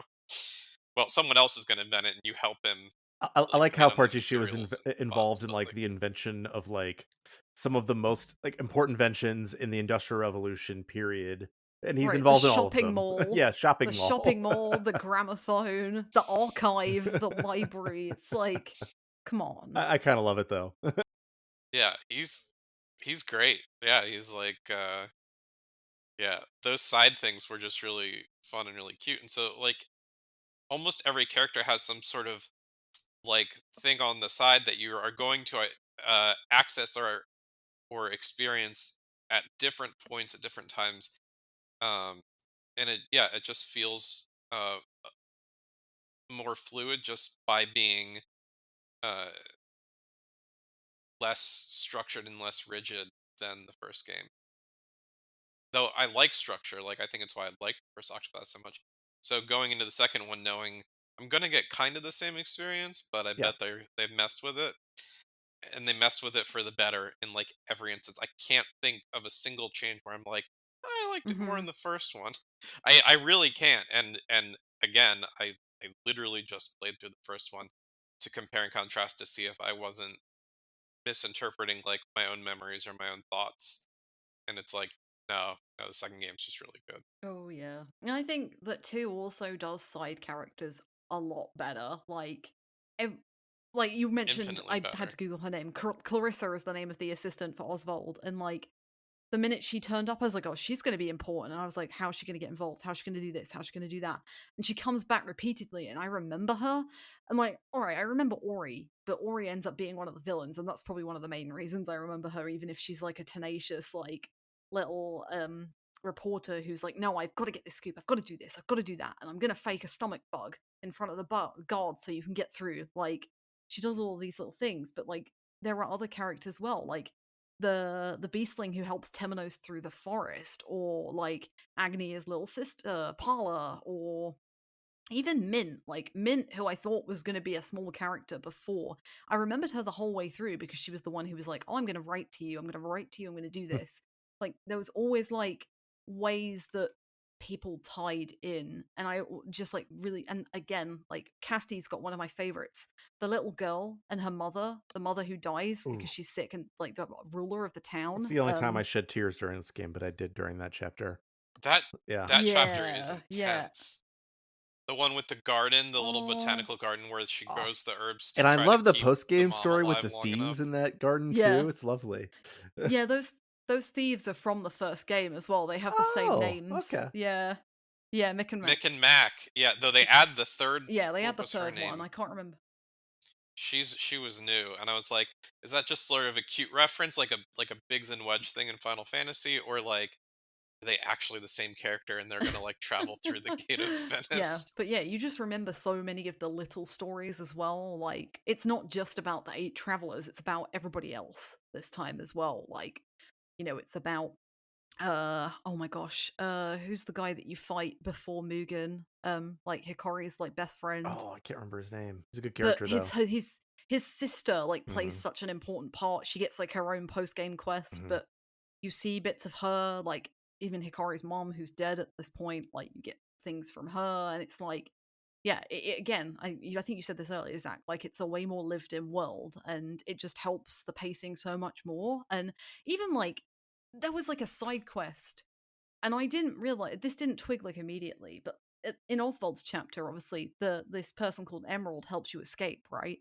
And then you eventually go to, oh god, it's one of the Leafland towns. And there's this woman who's like, oh, my son went to prison. I'm really angry at him. And then Right. you give her this note in a bottle, and it's from Emerald. And it's like, oh my god, there's like this character in chapter one like 50 hours later Hmm. being acknowledged again, and it's like it feels like it's a living breathing world that Hmm. things are changing at the same pace that you're doing things, right? You have direct influence on people's lives, and it's just way more intricate and way more like, again, I'm going to use the phrase again, it's like a big playground. Like there's so much to discover and so much to do, and it all feels purposeful. The follow through with so many supporting cast members is really good and I think that example might be my favorite as well. Like um the prison break sequence is so great, but it's so hard that like you're the only one who makes it. That like your co-conspirator, like there's no way, and he essentially sacrifices himself so you can make it. on your little I know, ice right? boat. Why can't I do that for the rest of the game? Which is yeah, yeah, ice boat is fun, but like to bring closure to that in a side quest was like I thought that Mhm, was very valuable, and like there's just dozens of things like that in the way the game is built up. That yeah, it's just better storytelling and better world building than the first game. Like there's just so much more care put into it. Like the side quests in the first game, there's just so many that it's like, oh, you're telling me about some random character that I don't care about. Like, yeah, there are other ones that you do care about in the first one. There's some good ones, but like there's a lot more good mm, ones in the second one that like, oh yeah, I'm glad to know this story had Mhm. some mhm, more follow through. Now we're going to talk about the final chapter, which is the thing that I Oh, think, and we'll talk about this. I because the final chapter, those of you who haven't played, once you've done every other person's final chapter, which could be 3, 4, or 5 in this case, we get this sort of thing on the map that says like, "Hey, go here to do the end." Oh I think you yes, have you to do do all have the to do the cross cross paths paths as well too. because they're often involved in the overall story. Yeah. Um, and once you've done all that, you go there, and then you are 8 people in front of a giant fire out in the middle of the woods in the middle of some continent. I don't remember what area it is in, but it's the same as the key art basically as that first scene of the final chapter. And it brings a lot of threads together because you can see sort of threads throughout. Like so Hikari oftentimes throughout the game will have like this dark power emanating from him that sort of takes him over. Uh, you find out that Throne's dad is this immortal who is trying to find somebody. He's trying to like basically sleep with everyone possible, and he has like this horrific town that is basically just like a breeding farm for him. Or Temenos's story, the involvement of that organization. And so that they sort of lay these seeds throughout, which they did a little teeny tiny bit in the first game, but here it's more obvious that there is something else going on. But one of the most common criticisms of the first game was that like the main cast didn't interact enough, and I still think that is a weakness if I had to pick one out, outside of just like annoyances with you know menus, which I have. Um, that they don't interact enough. And I think the thing that's interesting here is like when they do interact, you can see how fantastic their interplay is. You can mhm, see how amazing it is to have all these characters on screen at once and see the way they talk to each other. And then we get a final chapter where we find out, as Pat alluded to earlier, that 4 of these characters, like that journalist we were talking about earlier, is someone who's involved. Kazan, who is actually a Boro, who was the strategist for Hikari, who I think is a great character, is really like the big bad who's trying to summon Vide, the ultimate evil, back again. So I guess my question is what sort of what your feelings are on the final chapter, and sort of your overall impressions of the way it works, and whether you would have liked to have seen more of it, or that you like the more personalized storytelling of Octopath One. I feel mixed about it. Narratively, I think it's cool, but I do think that some of them, even though all of them have a reason, I think some of them do not make. Like, it's just like, oh, we just want them all to be together for the same purpose. Like, it's very frustrating to me that, like, Ori and Kazan are brother and sister, and the only way we ever know that is through diary entries. We don't see them interact at all. And it's like, hang on, what? Um, but like, I really like the idea of going around and like putting the two cross paths people together in the party to activate the statues to like relight the flame. And I did like the fact that Mint was kind of involved. But like interestingly, for as much as Kazan is such a cool character, like in Hikari's story, I was suspicious of him probably from like chapter 3 on, especially when he like summons wind out of nowhere. I was like, come on, dude, you're way too good for this. I bet you set all of this up deliberately. And guess what? I was right. But I was still surprised that Kazan wasn't his real name, and that all the villains' names also spell Octopath. Woohoo! Because Oboro, Claude, Trousseau, Ori, Petrichor, Arcanet, which is Mint's real name, Tansy, who is the girl in the dance troupe, the theater troupe that's going around in Agnia's story, who's I think her husband or her boyfriend like died, and so she's constantly saying like, oh, I pray to God. Like, I wish she constantly makes like religious like phrases or says things, and then Harvey's obviously the H. But like I didn't know that. So real quick, yeah, for people less familiar with the games, or maybe you didn't notice this, in both Octopath games, your protagonists, the first letter, it's an acronym thing, or an acrostic, right? You have an O and a C and a Mhm. T and an O and a P and an A and a T and an H. Those are the 8 main characters. They did that a second time around with this game. I did not know they did that with antagonists. Holy crap! I learned Yeah, something. but I think that like some of them make sense. Like obviously Claude, who is Throne's real father and the actual real leader of the Black Snakes. Claude is actually like an immortal, and the whole idea that he's an immortal is because they want him to be the vessel for V-Day. Like Claude is meant to be the vessel for V-Day, this powerful immortal being. So okay, that makes sense. And Harvey makes sense because one true magic, and I think even Tansy to a degree makes sense because she thinks her life's meaningless because her husband's dead. There are lots of things that make it make sense to me. Petrichor has no involvement in the story at all, apart from just influencing some of the hunters in chapter 3 with Glassis in Ochet's story. And I'm like, oh, cool, this hunter's evil. Do I get to see them or fight them ever? No. Oh, okay. And I also think that like Kazan's like the way I do they really ever justify, they do sort of, but in the very like generic JRPG way of like, oh, I think the world needs to start again, blah blah blah, and then Kazan just like falls into the pit and like sacrifices himself to become the vessel for V-Day. I'm like, okay. But I do think it's really cool that all of these characters get their moment, and like, depending on who you pick as your first character, they get to say something to Kazan, and it's different depending on who you pick, and it fits their philosophy perfectly. So like, Thrones is essentially like, oh, there are bad things in the world, but we can go past them, things like that. And I'm sure Hikari's is more personal because Kazan is like literally his mentor for most of his story, Right, and now he's just the because I, bad I guy. did Ikari and I was playing it for review, so obviously I got there before anybody else, and I was like, oh, I wonder if they change the final antagonist based on this, because it seems See, so perfect for Hikari.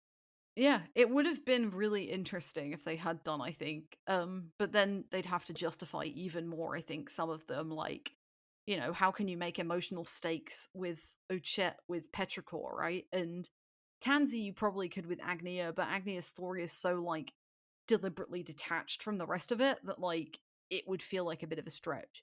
So I do love the way that it ties together in some ways, but I think in other ways it feels like a little bit arbitrary. And to be honest, like, I felt like I said at the beginning, I didn't do Goldera in the first game because I didn't really see the narrative benefit of it. And there is more of a narrative benefit to it here, and I really like the epilogue where you're going around bright wherever you start with Throne, and you go around and talk to people, and I love that. But like overall, honestly, like, and again, it was like cool mechanically, like the boss fight against V-Day is very cool. I was unfortunately extremely over leveled for it by the time I got there.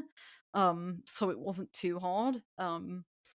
But I was frustrated, and like it like I definitely prefer the individualistic storytelling of Octopath overall to like the attempt to tie everything together in a neat little bow. It doesn't need to be. I'm happy with the threads, and but then I wonder if it had been a longer chapter, maybe I would have gotten more out of it. Like, it's one of those things I'm not going to know unless they decide to tie it together and make like a 10-hour epilogue in Octopath 3. So we'd have to see. But as it stands, like, there are parts of it that feel a little bit arbitrary to me. But like, I get to fight a really big cool boss with a piece of music that Yasunori Nishiki has composed with baritone singers and like heavy metal music and then like opera, and I'm like, yeah, you know what, actually it was worth it. I don't really care about any like narrative like stakes. I think I might come from this from a different perspective. A lot of people really did complain about um, the lack of connection with the first game, and I remember going around arguing with people. I was like seriously having like lame internet arguments with old friends, As one you does. know, It's excellent. as one does. And I still stand by my thoughts here, but I get where they're coming from. That what connects things in the first game is not the 8 characters you play as, but kind of the generation before them. Like you kind of need to understand how did Red Eye come into existence with Honnet's story, and like who is Graham Crossford, and like all this stuff about the world that your characters sort of tangentially are touching up against. That all leads to all the stuff with Kit and Liblac and all of that. Um, but it's like super indirect, and most of what you find out is in the boss rush, the Right. 8 fights Yeah. before Galdera. There's these like It's super I long think it's bad journal storytelling entries. personally, but yes. And so here's the thing: it is bad storytelling, but I don't care if it's good or bad storytelling, because at the very least, I was Fair seeking enough. answers and I got them, and to me that was That's good. super satisfying. Like when you read it, you're like, okay, yeah, you could have told this way better. You could have presented this to us way better, but the what it is that you're presenting was still really good. So in the second game, my hope was for all those people who were like, well, you didn't give me a reason to do all that complicated end game stuff. Plus, it was a super hard boss. Whereas in this game, they still gave us a super hard with a Galdera refight, but V-Day wasn't like a stupid hard boss. It was hard, but it was like it was instead of being like a ridiculously hard optional boss, it felt more like true final Mm-hmm. boss material for an RPG. And in that sense, I think it was giving fans what they wanted and what they said they lacked from the first game. Some of it does feel forced. I think Petrichor is a character that I kind of wish had some like seriously, if they just had a little more time and a little more budget, they probably could have done more to flesh out the sort of the anti here, not even anti, sort of the 8 antagonists of Octopath, and Petrichor's the worst offender of them, with Tansy sort of probably being the second worst. But even without having done that, I thought the end chapter was great. I liked the idea that the world literally fell Yeah. into darkness. Like, oh, no more sunlight until we fix this problem, um, or at least started fixing it. Like there were a lot of implications to that. The game was all about day night cycle, and then all of a sudden it's like, oh, you're stuck in night. Like that actually affects and impacts things now that you've started. And I think there's a warning before you start the Yeah. final chapter, like, hey, you might want to keep a separate save, because things are about to get funky, and they did. So I really appreciated Mm-hmm. that aspect of it. That like, all right, this is a real thing. We're doing it. We're locked in. This is changing things for everyone, the whole world, and I don't know. That aspect of it to me was kind of awesome. Again, people, I might be the only one in the world that thinks reading journals and diary entries is actually fun. There was that one dungeon where basically you get to read like 17 journal Yeah. entries from Ori, and I think a lot of people were like, "Oh, this kind of stuff is just dumb. This is bad." I love that kind of stuff. So maybe these games are just made specifically for me, because dude, I love it so much. I loved like just reading it and putting it together and being like, "Wait, does that mean? Oh no." Then that means, and when you put together, yeah, like Ori's the little sister, like, oh my gosh. I love all that stuff so much. I love that, we talked, I think you had said something like Kazan slash Obero is just like, oh, we're dark. But I no, I think there was, didn't, weren't they part of like one of the people groups that got like wholesale slaughtered, Yes. Yes, he was. genocided? Yeah, he was part of the is it the Z or the N? I know exactly the race that you're talking about. Yeah, because so was Ori. That's what she points out, isn't it? Yeah. So Yeah, actually, yes, you're right. He does have a reason to be there. I wish he'd yeah. talked about it though. I Being wish it wasn't in a journal entry. Unfortunately, I know you like that kind of stuff, but yeah, Well, he had his yeah, reasons I for know. Yeah, hiding it, right? He had to, yeah. I do think the one thing, you said you were suspicious of him. I wasn't. Okay, he apparently has drinking issues and a gambling problem, but then at the end of chapter 2 with Hikari, where it's like he threw you into this like right. gladiatorial arena, and you're like, oh, that's like he's kind of a jerk, and like that's dangerous. But then the end result was like he had it all along. Like he was going to free everyone from this, and we talked about like dark side capitalism, uh, and that being like a thing. Like Kazan overthrew that, and he had this True, crazy yeah. idea to like shut down like the like bloodshed slave labor through gladiatorial combat. Like he overthrew the whole thing, and I'm like, oh, he's good, he's awesome, He's too he's the smart, best, though. he's He's great. smarter than But everybody. I he's love so him, smart. yeah. And so I didn't like, because he did that very good thing, I was like, oh, he can't be bad. And then when he was, I was like, no. Yeah, I didn't think he was bad at that point, but I was certainly like, now there's something different about you. Like, there's no way you can sit there and be like, oh, yeah, I've got all of this planned out. I'm just going to throw you in there and I'm going to sit here and drink and I'm going to throw away all my money and And it's it's like one too many coincidences for me to be like, and I know there's a lot of coincidences in Octopath Traveler, like even both games, but like in 9 times out of 10 when coincidence happens in these games, I'm like, yeah, something's up. All that to say, I liked the final chapter a lot. I liked all the characters in it. I think the only thing is I would have probably liked it fleshed out more somehow, more dialogue, maybe turning some of the journal entry stuff into actual cutscenes. I think a lot of people would have appreciated that more, and I guess I could get with that too. The guy who ended up being the antagonist in Casty's scenario, the guy who Mhm. made the poison clouds, he got the idea. It's Did he get the Claude, idea from I thought. Harvey? Claude, yes. Or Sorry, yeah.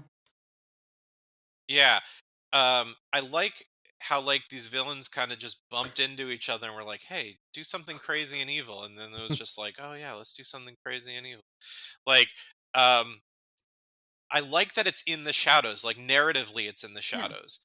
But there is another part of me that's like, no, tell me more. And so yeah, maybe more fleshing out would have been good. I think the big bad of fighting V Day at the end was like you said, just not just the music and the presentation of it, but also the challenge. I don't think I was over leveled when I went to it. I think it took me 7 or 8 tries. I didn't go back and try to level up at all. I just tried messing with sub jobs and equipment and just sort of thinking my way through this fight. And I just barely made it the time that I did beat it. So I kind of enjoyed not being over leveled because it was a good challenge at that point. Hmm.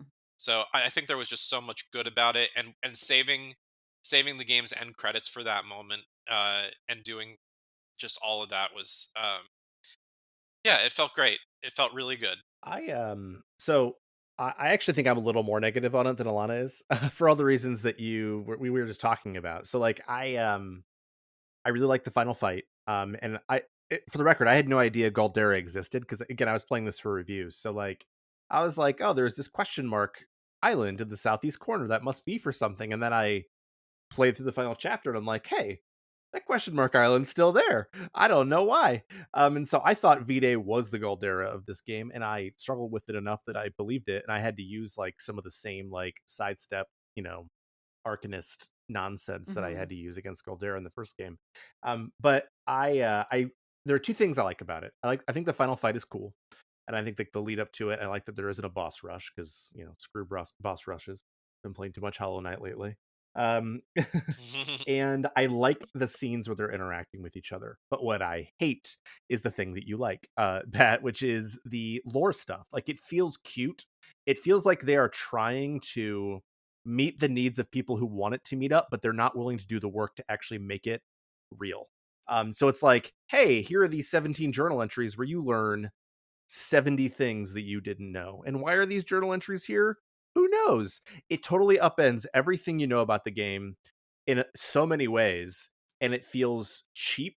But like I respect that they tried to do it. You know what I mean? Like I don't think it works, but I kind of like the dark world element. I like that they take away your navigation tools and you kind of have to look at like these purple clouds. I think that's cool, but I think this idea that everything has to get tied into this neat, tiny little bow doesn't work for me personally. But it's also because like I don't care about lore usually. I'm not a lore person. When I read Lord of the Rings, I'm like, oh, Tom Bombadil, I'm gonna skip past that right now people are screaming right now as they're listening.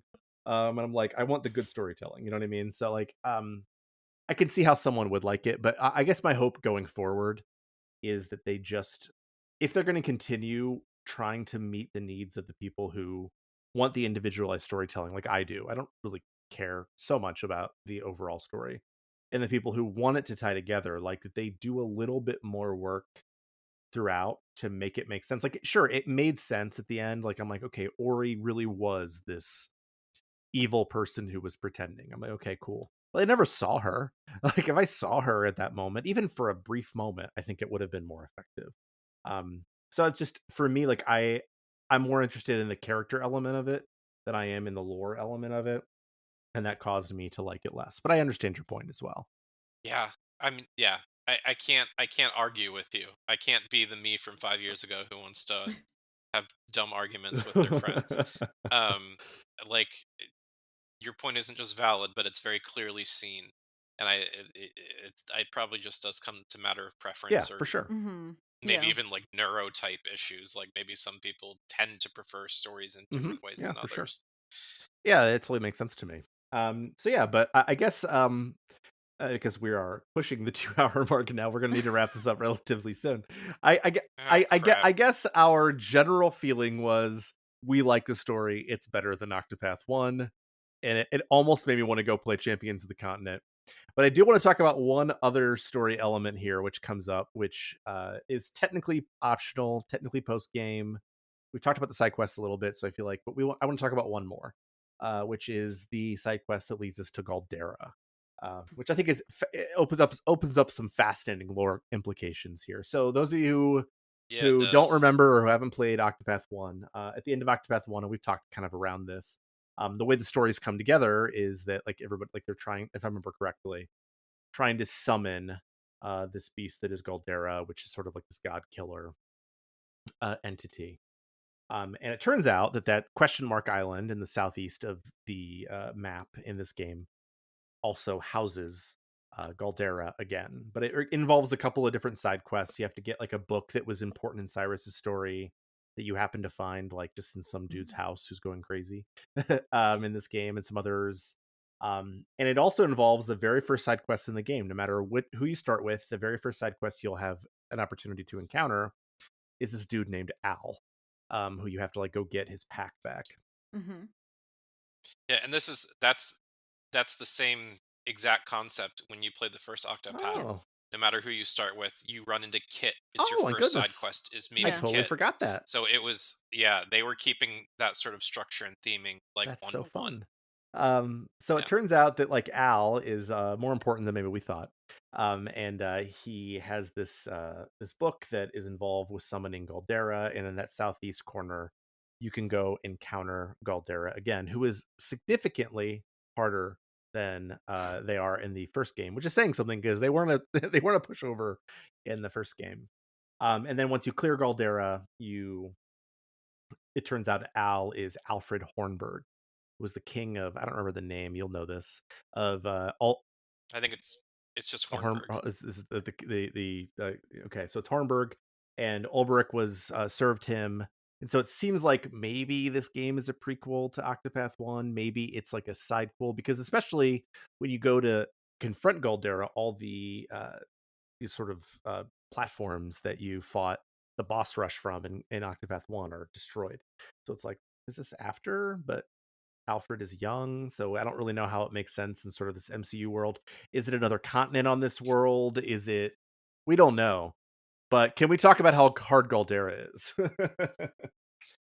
Well, having just played through one again, I think they're equally hard. I think Galdera in Octopath 2 is a little more complicated. I think the first half is a little more complicated.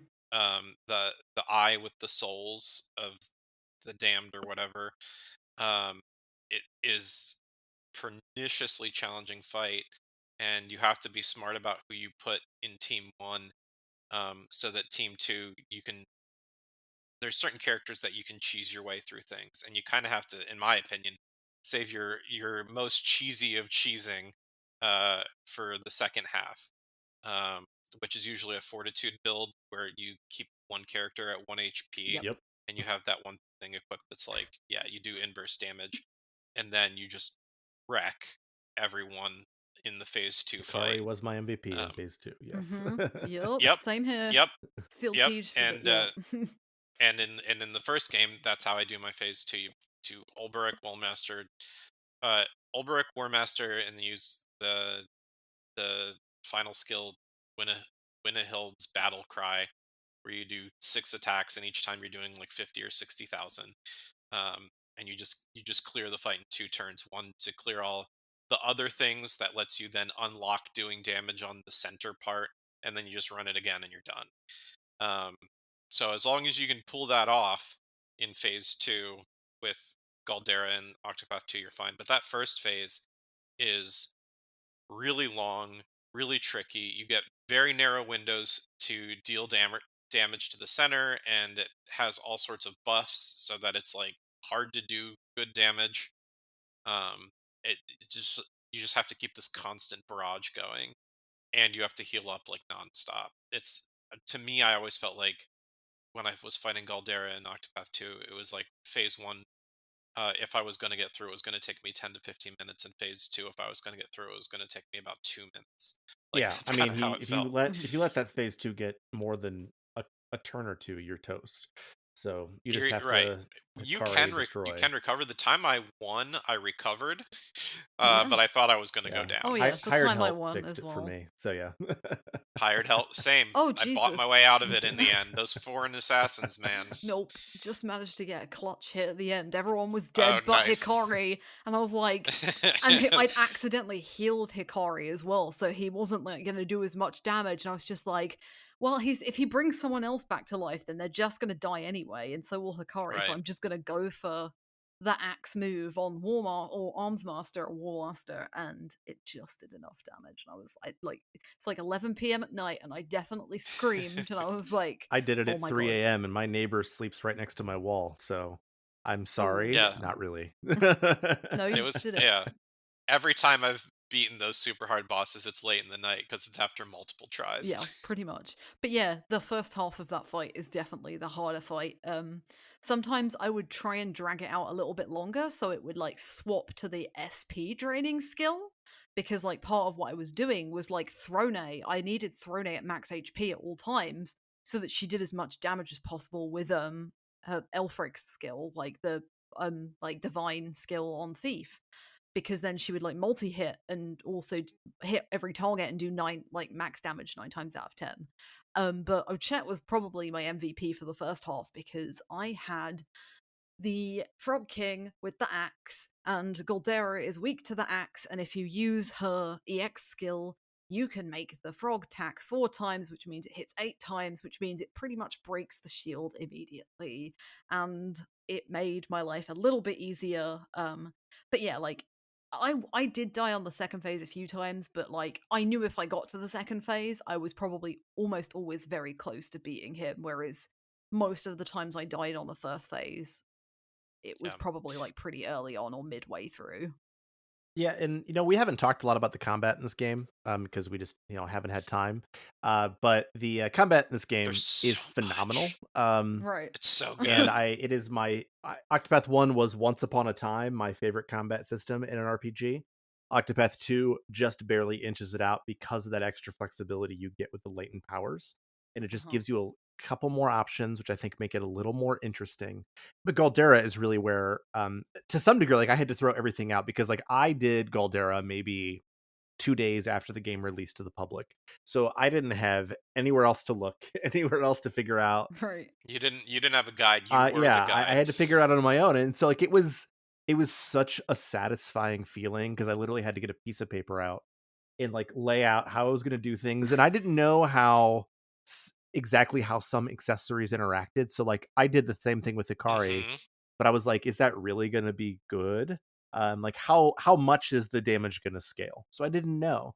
But it gives you so many options, and sure, like I think on Goldera, to do it effectively, like you have limited numbers of options. You have to realize how good Aber's Reckoning is, Mm-hmm. and It's so much better in the Yeah. second game. And you have to realize just how busted Hikari can be with that axe skill on Arms Master or whatever that. Apparently, you can get another skill that's maybe even better off of someone with a sword. Um, Yes. but like it just outside of that fight, like everything is fair and everything is challenging, and there's so much to do in the combat system. So, like, if you're listening to this and you've probably played the game at this point, just know that we all like the combat. Yeah, A lot. it's really good. And we also really like the way it looks. At least for me, like, and you guys can correct me here because I think you both played it on Switch. Um, because we're talking about how this game just like improves on the first game. This game for me, maybe partially because I was playing on PS5 on like a really nice TV this time. Man, it looks so much better. Like when I threw on Octopath 1, and I was like, everything looks so blurry. Here, it's so sharp, and they do so much with the camera, and they do so many things to make this game look so incredible that it was almost like I can't believe how much I used to love the way that Octopath 1 looked. I still love the way the first one looked. It's just, uh, you're right. They left a lot. Uh, you can kind of pass over a lot with a lot of blur and smoke and other effect, so that things don't have to look good or polished or clear or crisp. And they do a lot less of that, um, especially in dungeons. I feel like dungeons just look better in Octopath 2. I can see things better too, which is really important when like Yeah. they're like, oh yeah, here's this kind of hard to see narrow side path to get that treasure chest over there. Like that kind of navigating can get a little frustrating in the first game, and I feel like if I miss something in the second game, that's on me because the visuals are just better. Yeah, and like they're definitely the worst on Switch, but it's still a significant step up. Like I hate talking about performance, but unfortunately that's semi what my job is. But yeah, like runs noticeably worse on Switch than it does anywhere else. But it's still like better than the original, which is kind of nuts to me. But yeah, like I think most of it, as you said, Pat, like the lighting is so much more like it does such a good job of like highlighting everything in the area. You can see where all the hidden chests are and things like that. Yeah, it's bonkers how much they've gotten their heads around. And the dynamic camera, like you said, Zach, like that's something they probably learned from Triangle Strategy. And it's just Oh, like, yep. yeah, it's just like so well implemented. Like little things like special attacks get special camera angles, and the night of the Scarlet Moon when like the camera pans and the zooms out and you see the moon and you see the monster. It's just like super impressive. It's so much better. It's kind of nuts. Yeah. I can't imagine anybody playing this game and thinking it doesn't look incredible. Yeah. It's just so remarkable. I know some people get annoyed by the constant desire for HD 2D remakes and things like that, but I don't get it. Every time I've played a game in HD 2D, and I think Triangle Strategy is probably the weakest on this front, just because it's a little bit drab looking as a game, and it wasn't unique. You know what I mean? Like it was like, oh, it's like Octopath, but strategy. Whereas like Live Alive looked so vibrant, and this No, game yeah. looks vibrant and has the great camera, and it's just so excellent. It's so beautiful. I think it gets back to that like idea of it's what the games of the late SNES era looked like in my head, and it makes it Hmm. feel like a playground, and it makes it feel like if you've loved the genre, you're gonna love the way this game looks, and it gives that storybook element, and I think it's just fantastic. And speaking of fantastic, and there is no way that I'm gonna have a podcast that has Pat Gann on it and we're not going to talk about music, especially if it's Octopath, especially because I'm looking right now at my physical of Octopath Traveler 2 or Octopath Traveler 1 soundtrack I got courtesy of Pat. And yeah, the music, Nishiki.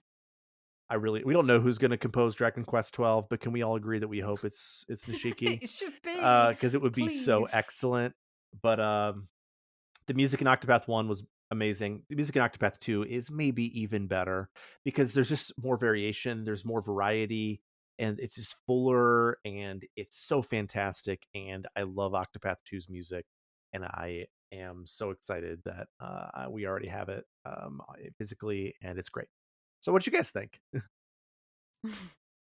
Well, real quick, I just want to note in terms of having more music, if you basically cut nighttime variants out of the soundtrack, you get a 4 disc soundtrack again. Um, so in terms of Mm. how much music needed to be written Okay. for this game, it was, you have your character themes, you have town, environment, dungeon themes, you have a certain number of battle themes. It was basically the same amount of core music to be written, but I want to speak to the value of the nighttime music because, um,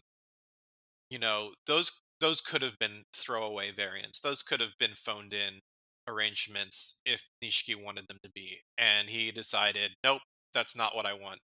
um, you get so much variation with these nighttime themes.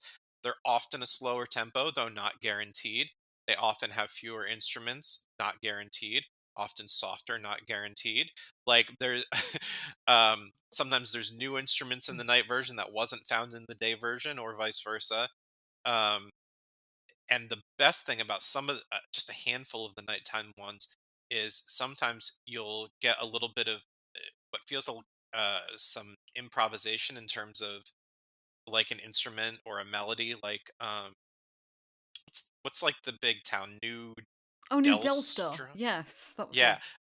go and pay attention to the difference between day and night on that. Mm. There's some stuff going on at night that just ain't there in day, which makes sense for Right. that With town. that Yep. nighttime jazz club feel. Right. It's so Things come cool. alive Yeah. at night Mm-hmm. in this town. So things actually change in a whole different way for that town than they do in a lot of the other environments.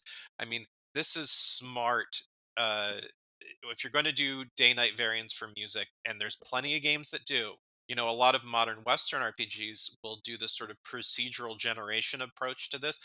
Not procedural generation, but like the way music is just sort of layered on or off. Yeah. Yeah. Um, It just feels like minor there's minor it's a key and layering differently a lot of the time. Yeah. Yeah, and there's nothing wrong with that approach, and I think for certain games that are so big, like that's a good time-saving measure for a composer and sound designer to consider that approach. Like I think about games like Little Big Planet 2 and 3 did a really good job with layering. So I'm not saying that that's a bad thing to just be like, well, we're going to pool or add layers based on what's going on in a moment. That sort of variable sound design is great. I'm not knocking it. But this is a game where the sound design is essentially fixed. When you're listening to a piece of music, this is as it's written. This is you're going to hear it as you're hearing it uh in one form. So if you're going to do day night, we're not just going to pull away some elements. We're going to do a whole different recording. And so that added effort to me played out in such a big way. So earlier when I was saying, oh, it's the same length if you just cut the night music, what I'm saying is I'm glad we're not cutting the night music because it's not Mm. it's not throwaway versions. It is so crucial uh, to bringing this world to greater life. And just even out of context, I've listened to the full 6 discs on loop maybe about, I don't know, 10 or 11 times now. I'm struggling to write a review of the soundtrack. In fact, I suspect this podcast episode will be up before my review of the soundtrack is up because it's just taken me this long. But like, good lord, it is such a good soundtrack, and the nighttime music just cannot be overlooked. And one of the best pieces of nighttime music is the main theme. Yep. The main theme gets a day night variant because the title screen can also appear at nighttime based on the natural cycles based on the system data. Because I think it's every 15 minutes if you're not manually switching. So, like, the nighttime variant of the main theme is like super awesome in my opinion. I prefer it to the day. And of course, for those who don't know, the main theme is a carryover from the first game. It is the first game's main theme, but with some new fun stuff added in, including holy crap vocals. Can we talk about how good use of choral, Oh like yeah. Ooh. choir style vocals in it Ooh. is in this game? So good. I mean, Yasunori Nishiki took so much. Like, he came out of nowhere. By the way, I mean, Yeah. we had never heard of him, and then suddenly he's on for Octopath One, and we're like, "Who's this guy?" And great music, super great music, and then it's like, can he really keep that up? Yes, as a matter of fact, he can, and in fact, he can step it up, which is what he did. And so the vocals have been really impressive for me all throughout. Last thing I want to say, I think I mentioned this before we started recording. Alongside doing a lot of studio work in Japan, and most of this, if not all of this, is studio recorded. I don't know if there's anything here that's actually synth. There probably is somewhere, but like for the most part, like they have like nearly 100 people credited for instrumental and vocal performance. Like, so this is a big, in terms of scale, it's a big soundtrack. But part of what they did was they decided to record a handful of tracks with a studio in the US, specifically Ocean Way Studio in Nashville. And for people who are like sound buffs, Ocean Way in Nashville is a pretty big deal. It's not like as big as a deal as like Abbey Road in the UK, but it's pretty close. Like Ocean Way is a really well known, famous studio. A lot of really great work has come out of there, both for classical and for like, modern top 40 pop. Like you want to book Ocean Way if you want it to sound good. It's a great studio. So I read in the liner notes they intentionally did main theme, the ending credits music, which is sort of weave together all the character main themes, and then all of the lands environment themes. So like Leaflands and help me out here, other Crestlands, lands. Brightlands, Yeah, Winterlands, yeah. those lands, both day and night version, those specifically recorded in Nashville. And if you listen to it and if you've played it, you've probably noticed it for yourself. Alana, why don't you just mention the tonal quality difference, because I think it's very noticeable. Yeah, so like even when I was playing, I noticed that like the area themes and the character themes sounded like almost like I was sitting there listening to it live. It sounded like it was a recording that I was watching happen in front of me. And I didn't know at the time I was playing the game that it was recorded in Nashville. I've got the soundtrack, so I've got the linear notes. But I was like, this sounds like it was recorded somewhere different. And you can tell like the audio, not to like knock anything else, but you can tell that like there's this big production, big music, big orchestral style that they're using for these pieces of music. And yeah, I think I described it as like you can hear it almost like bounce off the walls, like echoing, like a domal recording chamber or something like that. So yeah, you can just completely tell the difference, and it's nuts. It's so good. I love all of the area themes. I think my favorite is probably maybe the Leaflands, I think. But they're all super, super good. Yeah, I think Leaflands is my favorite too. I will say, we've talked so much about how pretty much everything in two is better than one, and I think overall the soundtrack to two is better than one. I don't think my favorite song from the first game is Hmm. Frostlands, Oh and yeah. I don't think there's a single piece of music in two that, at least in terms of environment themes, that tops Frostlands. Like Yeah. Frostlands is just one of the smartest pieces of piano driven music, and Nishiki does such a great job when he puts piano front and center. Now, if we include like the grandiosity of battle themes and the way they did Whew. battle themes in this game, you two tops I one. mean, Like the there's the just no second battle question. theme. Oh my goodness. Can we like Yeah. yeah, can we like talk about like if you go into a cave and accidentally run into like one of the bosses in those caves, how ridiculous that boss music is, fierce confrontation. I was Yeah. like, Just wait, knocks you is this over. God? Like who am I fighting? Yeah, it's so good. Yeah.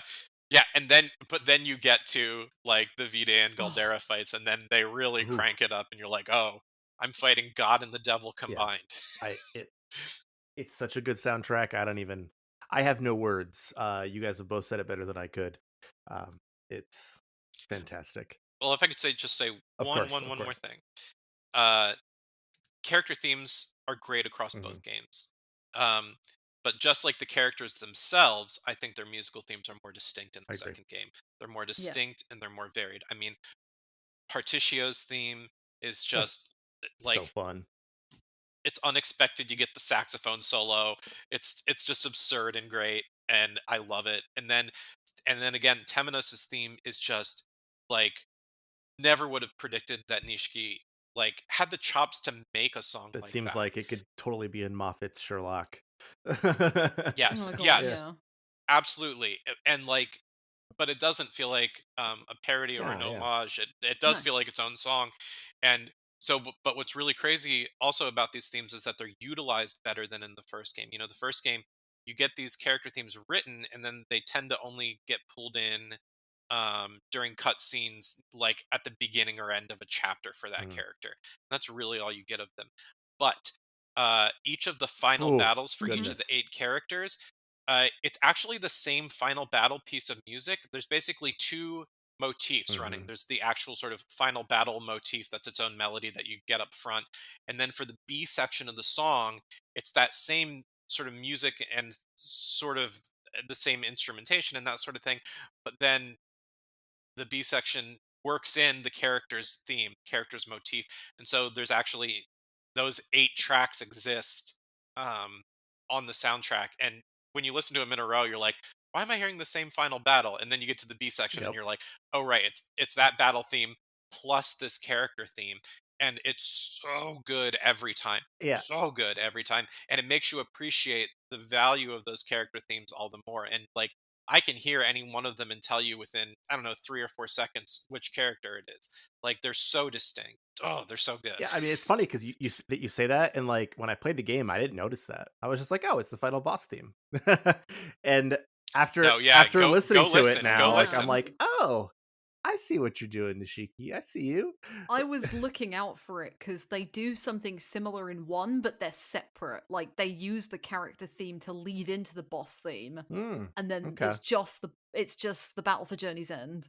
But yeah, in two, as Pat said, like they're an integral part of the music. Like it starts off with the da da da da da da da da da da da, and then it goes into the like character's theme, and then it goes into the music, and then it does it again. It's like, yeah, Yeah, it's I was excellent. waiting. Yeah. So, needless to say, y'all, those of you who are listening, we could talk about this game for a long time, and we've been talking about it for a while now. But I think that's gonna end the episode, because Ending on yeah, music. I'm all yeah. I about mean, it. when Uh-huh. it's Octopath, that seems appropriate. It's a fantastic game, and I think that you can tell that all of us were a huge fan. And thank you so much for listening, and thanks both of you for coming on. Two of my favorite podcast guests. So thank you also listeners for listening for this over 2 hours of us waxing poetic about, um, in my opinion, one of the best RPGs of the last decade, and it's really fantastic. So let's move on to housekeeping and what's coming up next, and how to get in touch with us and other stuff like that. So coming soon. And this is a change a little bit from what you've heard maybe in previous episodes. I've edited maybe the previous episode to try to cut some of this out to let you know what's coming up. But I will say that one thing that hasn't changed is the next 2 episodes that you will hear will be game journals over Lost Odyssey. I am on those episodes and Peter is hosting them. But those will come out over 2 weeks from now. You'll hear part one, and then 2 weeks after that, you'll hear part two. But then after that, we have a feature coming up, which I actually think this will come on before this even is released to the public. But this is our 25th anniversary year for RPG Fan. And we're going to be releasing a feature about the staff's 25 favorite moments from RPGs, or anything that falls under our coverage. So that means you're good, Pat. Over Yay. the last 25 years. And that's going to be a feature you're going to see, and we're also going to have an episode that's been sort of in the works for many years, where we're talking about like sort of our favorite moments from RPGs. And then after that, we're going to move into our next game journal, partially in honor of the Pixel remasters releasing recently, but also because Final Fantasy 16 is going to be coming out, and we're going to have our game journal episode over Final Fantasy 6. And that's actually the second time we've had an episode exclusively over 6, and I believe Alana, you were on the first one. Is that right? Oh, I was, Yeah. yeah. Alana will not be part of this one, but we'll have some new voices talking about Final Fantasy VI, and that's what we know coming up. And that's going to take us through mid-July at this point, and after that, we're not sure. It depends on Slowsy's schedule and where we are, but I will let you know as soon as I know. So if you want to give us feedback, we love feedback. There are a lot of ways to do it. You can email us, retro@rpgfan.com. You can also comment on our Facebook page, check out our Discord, our YouTube, our Twitch. However you enjoy interacting with us, you can let us know there. You can also review us on Apple Podcasts, Google Play, Spotify. We love feedback, especially the 5-star variety. We also have 2 other fine podcasts, Random Encounter every 2 weeks about random things, mostly about current games and things that are coming up, and also Rhythm Encounter, which is hosts the other 2 weeks, about RPG music and all things RPG music. You can hear Pat on that. If you go back, you can hear Alana and I on that as well, quite a bit. Um, But let's talk about where we can reach the individual panelists as well. So, Pat, how is it easiest to reach you? If you want to email me, it's just pgann, PGANN, at rpgfan.com. I'm pretty active on Twitter. My handle is at GameOdactyl. That's the word game, the letter O, and dactyl. I love that. And Alana, how is it easiest to reach you? I guess at this point, I do have a Twitter. I don't use it anymore though. So I guess go read my work on Nintendo Life. You can go click on my profile and see everything I've written in the last year, I guess. And there'll be lots of RPG stuff, especially because we're recording this the week that the Xenoblade DLC comes out. Woo! So I'm definitely gonna be writing about Xenoblade stuff for the next couple of weeks. So yeah. Yeah, go check out Alana's work on Nintendo Life. It's excellent.